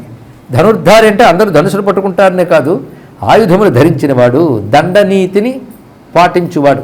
అందుకే ఈయన దండాయ నమః అని కూడా ముందు నామాలు ఉంది. దండాయ తర్వాతే ధర్మానికి వచ్చాం. దండనీతి భగవతుడి స్వరూపం. తప్పు చేసిన వాడిని శిక్షించడం అనేది రాజనీతిలో ఒక భాగం. ఈయన దేవసేన అని మరువద్దు, దేవదేవుడు. అందుకే దాన్ని అనుసరించి నడుపుతున్నాడు. ధర్మపరాయణాయ నమః, ధనాధ్యక్షాయ నమః, ధనపతయే నమః, ధూతకిల్బిషాయ నమః. పాపాన్ని ఎగరగొట్టువాడు. ధర్మం వల్లనే పాపనాశనం జరుగుతుంది. ధర్మేణ పాపమపనుదతి శాస్త్రం చెప్తుంది ఇక్కడ. ధర్మంతో ఇదివరకటి పాపాలు పోతాయి. నువ్వు ధర్మాచరణ చేస్తూ ఉంటే చాలు, పాపాలు అవే పోతాయండి ఇక్కడ. అందుకే ధూతకిల్బిషాయ నమః అనేది మధ్యలో పెట్టడం ఒకటి. పైగా ధర్మం నీకు తెలియకుండా మనోబలం ఇస్తుంది. ఇది గొప్ప రహస్యం. మన ధర్మపాలన చేస్తుంటే ఆపద కాలంలో దృఢంగా ఉండగలంట. ఆ దృఢత్వం నీకు ఎక్కడి నుంచి వచ్చింది? నువ్వు ఇంతవరకు చేసిన ధర్మం వల్ల వచ్చింది. దీనికి వాల్మీకి సూచనకు ఒక మాట చెప్తాడు. రావణాసురుడు లంకలో సీతమ్మని బంధించాడు చెట్టు కింద. సీతమ్మకి అయిన వాళ్ళు ఒక్కరు లేరు అక్కడ, అందరూ శత్రువులే. వాడు భయంకరంగా మాట్లాడుతూ ఉంటే ఆవిడ ధైర్యంగా మాట్లాడిందిట. ఎందువల్లంత ధైర్యం అంటే వృత్త సౌందర్య గర్విత అని ఒక మాట అన్నాడు ఇక్కడ. ఆమెకున్న క్యారెక్టర్, ధర్మం వల్ల ధైర్యం వచ్చిందిట తల్లికి ఆ సమయంలో. అందుకే ఆవిడ మీద గల చూస్తున్నావేంటి, తగలడతావు జాగ్రత్త అన్నదా లేదా? నత్వాంకుర్మి దశగ్రీవా భస్మ భస్మార్హ తేజస. పైగా అసందేశాప్తు రామస్య తపస్సానుపాలయన్. రాముడి సందేశం లేదు, నా తపస్సును కాపాడుకోగల తగలబెట్టట్లేదు కానీ లేకపోతే తగలబెట్టగలిగే తేజస్సు నాలో ఉన్నదని చెప్పిందా? అంత ధైర్యంగా మాట్లాడితే తాను కాని చోట ఒక స్త్రీ, అబల అయిన ఒంటరైన స్త్రీ అంత ధైర్యంగా మాట్లాడింది. ఎంత ధైర్యంగా అంటే రావణాసుడు వెనక్కి తగ్గాడు. అది తెలుసుకోండి. వాడు కూడా వెనక్కి తగ్గాడు. అంటే ఆ ధైర్యం ఎక్కడి నుంచి ఉందని ధర్మం ధైర్యం ఇస్తుంది. అందుకే ధర్మం మధ్యలో ధృతిమతే నమః అని మాట చెప్పాడు. ధృతిమతే ధైర్యం కలవాడు, ధూతకిల్బిషాయ నమః పాపం పోగొట్టేవాడు. అంటే అర్థం ధైర్యాన్ని ఇస్తున్నది, పాపాన్ని పోగొడుతుంది ధర్మం. ఎందుకంటే ధర్మం ఆయన స్వరూపం కనుక. ధర్మహేతవే నమః, ధర్మశూరాయ నమః, ధర్మకృతే నమః, ధర్మవిదే నమః, ధ్రువాయ నమః స్థిరమైన వాడు, ధర్మచారిణే నమః చివరి వరకు ఆ ధర్మమునందు కట్టుబడ్డమే ధృతవ్రతాయ నమః. తర్వాత నకారనామాలు. నకారనామాల్లో చిత్రం ఏంటంటే ఎక్కువ నామాలు 23 నామాలు నిహి అనేటటువంటి అక్షరంతోనే వస్తాయండి. ఇంకా చెప్పాలని నిశ్శబ్దాలు అనాలి వీటిని. నిహి అనే పదంతో వచ్చేటి శబ్దాలు ఇవి. నిహి ఉపసర్గ. ఇది అమ్మవారి నామాల్లో గుంపు వస్తుంది. నిరాకార నిరాకుల నుంచి. ఇక్కడ ఎన్ని వచ్చాయో చూడండి. ముందు నిత్యోత్సవాయ నమః, నిత్యతృప్తాయ నమః. ఇక్కడ నిహి రాలేదు. నిత్యోత్సవుడు, ఎప్పుడు ఉత్సవమే స్వామివారికి తెలుసా. ఎప్పుడు ఏదో సందడి, వారానికి ఒకసారి లేదా సంవత్సరానికి ఒకసారి మనం చేస్తామో కానీ ఆయన నిత్యము ఉత్సవమే. అలాంటి పైగా ఉత్సవ ప్రియుడు కూడా ఆయన. నిత్యోత్సవము అంటే వేడుగ్గా చేసేది ఉత్సవం కదా. అంటే సృష్టి క్రీడ నిత్యం చేసేవాడు కనుక నిత్యోత్సవాయ నమః అన్నారు ఇక్కడ. ఉత్సవ ప్రియుడు, ప్రతిదీ ఉత్సవమే. పళని క్షేత్ర సమీపంలో ఆయన ఉన్నాడు. ఒకప్పుడు అగస్త్యుల వారు దక్షిణాపథానికి వెళ్ళినప్పుడు ఆ ప్రాంత అరణ్యం పక్క నుంచి వెళుతున్నారు. పైగా అగస్త్యుల వారు అక్కడ ఎంతోమందిని సంస్కరించాడు. అలా సంస్కరింపబడిన వాడు ఒక రాక్షసుడు ఉన్నాడు. ఆయన వల్ల శివభక్తుడైపోయాడు. సాత్విక ప్రవర్తన కలిగి ఉన్నాడు. బలం మాత్రం రాక్షస బలం. రాక్షసులకు కొన్ని అన్ని లక్షణాలు ఉన్నాయి. అగస్త్యుల వారు ఏమన్నారంటే, నేను కైలాసంకి మరి వెళ్ళలేను, ఉత్తరం వైపు దక్షిణాపథంలో ఉండక తప్పదు, కానీ కైలాసం గుర్తుకొస్తుందయ్యా. అక్కడ ఒక 2 శిఖరాలు ఉన్నాయి ఒక దగ్గర. ఆ 2 శిఖరాలు తీసుకొస్తావా, శివుడిని ప్రార్థన చేయి నా కోసం అంటే ఆయన ఇస్తాడు, వెళ్ళన్నాడు. మరి లోకక్షేమం కోసం వచ్చాడు కనుక అగస్త్యుడి కోసం దేవతలందరూ ఏదైనా చేస్తూ ఉంటారు అక్కడ. అయితే శివుడు అనుమతించాడు. అప్పుడు శివగిరి చక్రగిరి అని ఒక 2 కొండ శిఖరాలను తీసుకుని ఒక కావిడి చేసుకుని తీసుకొచ్చాడు ఆయన అక్కడ. ఆ రాక్షసుడు యుడుంబన్ తీసుకొస్తే, నేను ఎక్కడ చెప్తానో అక్కడ పెట్టుకుందాం ఇవని. అగస్త్యుడు వెళ్తున్నాడు వెనక, ఆయన వెనక ఈయన వెళ్తున్నాడు. అగసుడు చకచకా వెళ్ళిపోతున్నాడు. ఆయనకి ఏం బరువు అంతా ఈయన మీద ఉంది. కొంతసేపు వచ్చేటప్పుడు అమ్మయ్యాన ఒక దగ్గర ఆపాడు ఆయన, కాసేపు విశ్రాంతి తీసుకుందామని.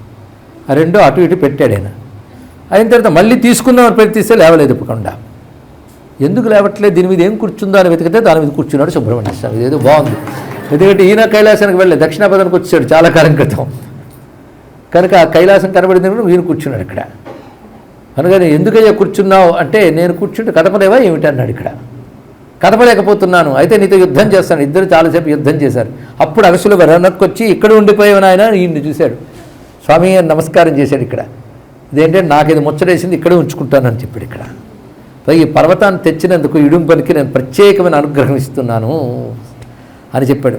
దీనికి సంకేతంగా కావడి మోత అనే ఉత్సవం వచ్చిందండి అయ్యా అన్నాడు. ఇలాంటి ఉత్సవాలు ఎన్నెన్ని వచ్చాయి. మొదటి ఉత్సవం ఇడుంబనే చేశాడు, ఏకం కొండలు మోసుకొచ్చాడు.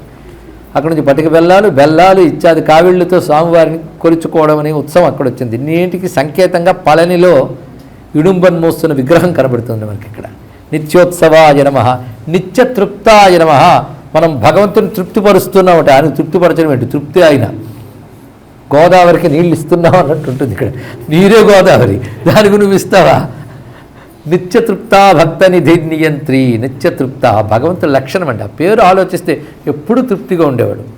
జ్ఞానం ఆనందం ఎప్పుడు తృప్తిగా ఉంటుంది, అది ఆయన స్వరూపం. అందుకే నిత్యతృప్తాయ నమః. ఇక మొదలవుతున్న నిహినామాలు. నిశ్చలాత్మకాయ నిరవజ్జాయ నిరాకారాయ నిష్కలంకాయ నిరంజనాయ నిర్మమాయ నిరహంకారాయ నిర్మోహాయ నిరుపద్రవాయ నిరాటంకాయ నిష్ప్రపంచాయ నిరామయాయ నిరవజ్జాయ నిరీహాయ నిర్ద్వంద్వాయ నిర్మలాత్మకాయ నిర్జరేశాయ నిస్సంగాయ నిష్కలంకాయ నిరాలంబాయ నిష్ప్రత్యూహాయ అంటూ నిరాశ్రయాయ నిర్వికల్పాయ నిరాకారాయ. ఎన్ని నామాలు ఇవి! ఇవన్నీ జాగ్రత్తగా చూసుకుంటే అర్థాలు తెలిసిపోతున్నాయి. అసలు తత్వం ఈ నిహిలో ఉందండి. ఇక్కడ నిశ్శబ్దం వచ్చే బదులు శబ్దాలు లేవంటే మాటకు అందరిది అని అర్థం. ఇక్కడ ఇవన్నీ నిశ్శబ్దాలే. ఎంత శబ్దం చేసి నిశ్శబ్దం అంటారు ఏమిటంటే, నిహి అనే పదంతో ఉపసర్గతో ప్రారంభమయ్యే శబ్దాలు కనుక నిశ్శబ్దాలు అన్నాం. ఆ నిశ్శబ్దమే భగవతత్వం. ఆ నిశ్శబ్దం అర్థం చేసేదానికి ఎన్ని శబ్దాలు చేయాలో అన్నాడు. ఇక్కడ ఇది తెలుసుకోవాల్సింది. ఇక్కడ అంటే నిశ్శబ్దాన్నిచ్చే శబ్దం మంత్రం అవుతుంది. నిశ్శబ్దం వైపు నిన్ను తీసుకువెళ్ళే శబ్దం మంత్రం అవుతుంది. ఇక్కడ కేవలం శబ్ద ప్రపంచం వైపు లాగే శబ్దాలు గోలవుతుంది. ఇక్కడ ఏంటి అర్థం. ఇక్కడ కనుకనే వాక్యాలకు భగవంతుడు దొరకడు. యతో వాచో నివర్తంతే అని చెప్పేది ఒక వాక్యం. అవును, వాక్యాలకు భగవంతుడు దొరకడని విన్నానండి. ఏది చెప్పు? యతో వాచో నివర్తంతే, అది వాక్యమేగా, అంతే కదా. వాక్యాలకు దొరకడు, అందుకు వాక్యాలకు దొరికేది భగవతత్వం కాదు. కానీ వాక్యాలతోనే అర్థం చేసుకోగలగాలి. దీన్ని బట్టి ఆయన గురించి చెప్పే వాక్కు గొప్పది. ఈ పదాలకి మీరు అర్థం చేసుకుంటే భగవతత్వం మొత్తం అర్థమవుతుంది. భగవంతుడు నిశ్చలుడు, చలనం లేనివాడు, నిరవజ్య దోషము లేనివాడు, నిరాకార ఆకారము లేనివాడు, మమకారము లేనివాడు, కళంకం లేనివాడు, అంజనము అంటే ఆయనపై కప్పేదేదీ లేదు, అహంకారాది వికారములు లేనివాడు, మోహం లేనివాడు, ఉపద్రవం లేనివాడు. వింటూ ఉంటే బాగుంది అనిపించిందా లేదా? బాగుంది అనిపించింది, పొందాలనిపించాలి. ఇప్పుడు మధ్యలో మా నామాలు నిత్యానందాయ నమః ఇత్యాది మధ్యలో వస్తుంటాయండి. అంటే ఆ స్వరూపం నిత్యానందమని మళ్ళీ చెప్పడం. ఇక్కడ ఇలా నిశ్శబ్దాలు పూర్తయ్యాయి. ఇక పులింద కన్యా రమణాయ నమః. పులింద కన్య అంటే ఆటవికుని యొక్క కుమార్తె, ఒక బోయేవాడు కుమార్తె. ఆమెకు ఈయన రమణుడు. రమణుడు అంటే ప్రియమైన వాడు అన్నారు. ఇక్కడ పులింద కన్య అంటే వల్లీదేవి అని అర్థం. ఇక్కడ ఎందుకు దేవసేనాశాయ నమః ఎందు కదా. పులింద కన్య అంటే వల్లీదేవి, ఆటవికుడు కూతుర్ట. ఆమెకి ఈయన భర్త. అంటే అటు దేవతలందరూ తీసుకొచ్చిన దేవసేనని దివ్యకాంతని వివాహం చేశాడు. ఇక్కడ ఆటవికులు ఇచ్చిన అమ్మాయిని కూడా పట్టుకున్నాడు. కనుక మా దేవుడు అందరివాడు అంటే ఇక్కడ. అందుకే ఆటవికులకు కూడా సుబ్రహ్మణ్యుడు దేవుడు. అది ఈ సంస్కృతి యొక్క గొప్పతనం. మహీదేవదేవం ఎంతవాడో వీళ్ళకి అంతవాడే. భగవంతుడు అందరివాడు, అంతేగాని ఒక వర్ణం వాడు ఒక ఆశ్రమం వాడు కాదు, అందరివాడు. అది సనాతన ధర్మం గొప్పతనం. భక్తి ఒక్కటి ఉండాలి కానీ ఎవడి వాడే నేపుతాడు ఆయన. ఇక్కడ దానికి ఎన్ని ఉదాహరణలు. అయితే ఎవరి పులింద కన్య? వల్లి దేవసేనలు. వాళ్ళ కళ్యాణ ఘట్టం వింటే పుణ్య విశేషంట. అందుకే వల్లీ కళ్యాణం, దేవసేన కళ్యాణం చాలా విశేషమైన క్రియగా చేస్తారు నేటికి సుబ్రహ్మణ్య ఉత్సవాలలో. కానీ ఇటు వల్లభ గణపతి ఉత్సవాల్లో వల్లీ సుబ్రహ్మణ్య కళ్యాణం చేయించుకోవడం అంటే అదొక వింత గణపతికి, అదొక వేడుక స్వామికి. అందుకే వల్లభా నాయకస్య భక్తో భవామి అంటే ముత్తుస్వామి దీక్ష కీర్తన రాస్తూ వల్లీ వివాహ కారణస్య అని అంటాడు. ఇక్కడ వాళ్ళకి పెళ్లి చేయించాడు ఈయనట గణపతి. కనుక నేను చేయించిన పెళ్ళి ఒక్కసారి చెయ్యవయ్యా వింటాను అన్నాడు ఆయన. అందుకే పెళ్లి చేయాలంటే ఇవాళ చేసేసి మళ్ళీ రేపు ప్రవచనం చెప్తే బాగోదు. ఆఖరి రోజునే కళ్యాణం చేయదు కనుక ఎల్లుండి వల్లభా గణపతి కళ్యాణం, రేపు వల్లీ సుబ్రహ్మణ్యుల కళ్యాణం రేపు ఇక్కడ జరుపుకుని మొత్తం సుబ్రహ్మణ్య తత్వాన్ని పూర్తి చేసుకున్నాం. పకారం వచ్చిందంటే చివరికి క్షకారానికి ఎన్ని నామాలు ఉన్నాయి మీరు లెక్క పెట్టుకోకండి, నేను చూసుకుంటాను బాధంతా. కనుక మొత్తం సుబ్రహ్మణ్య తత్వం రేపు పరిసమాప్తి చేసుకుందాం. రేపు వల్లీ దేవసేనల కళ్యాణంతో మొదలు పెట్టుకుని సుబ్రహ్మణ్యుడు ఏ రూపాలు చూపిస్తాడో వాటిని దర్శిద్దాం. సర్వం శ్రీ వల్లీ దేవసేనా సమేత సుబ్రహ్మణ్య చరణారవిందార్పణమస్తు. సర్వం శ్రీ ధనలక్ష్మీ వల్లభాంబా సమేత శ్రీ మహాగణపతి దక్షిణ చరణారవిందార్పణమస్తు.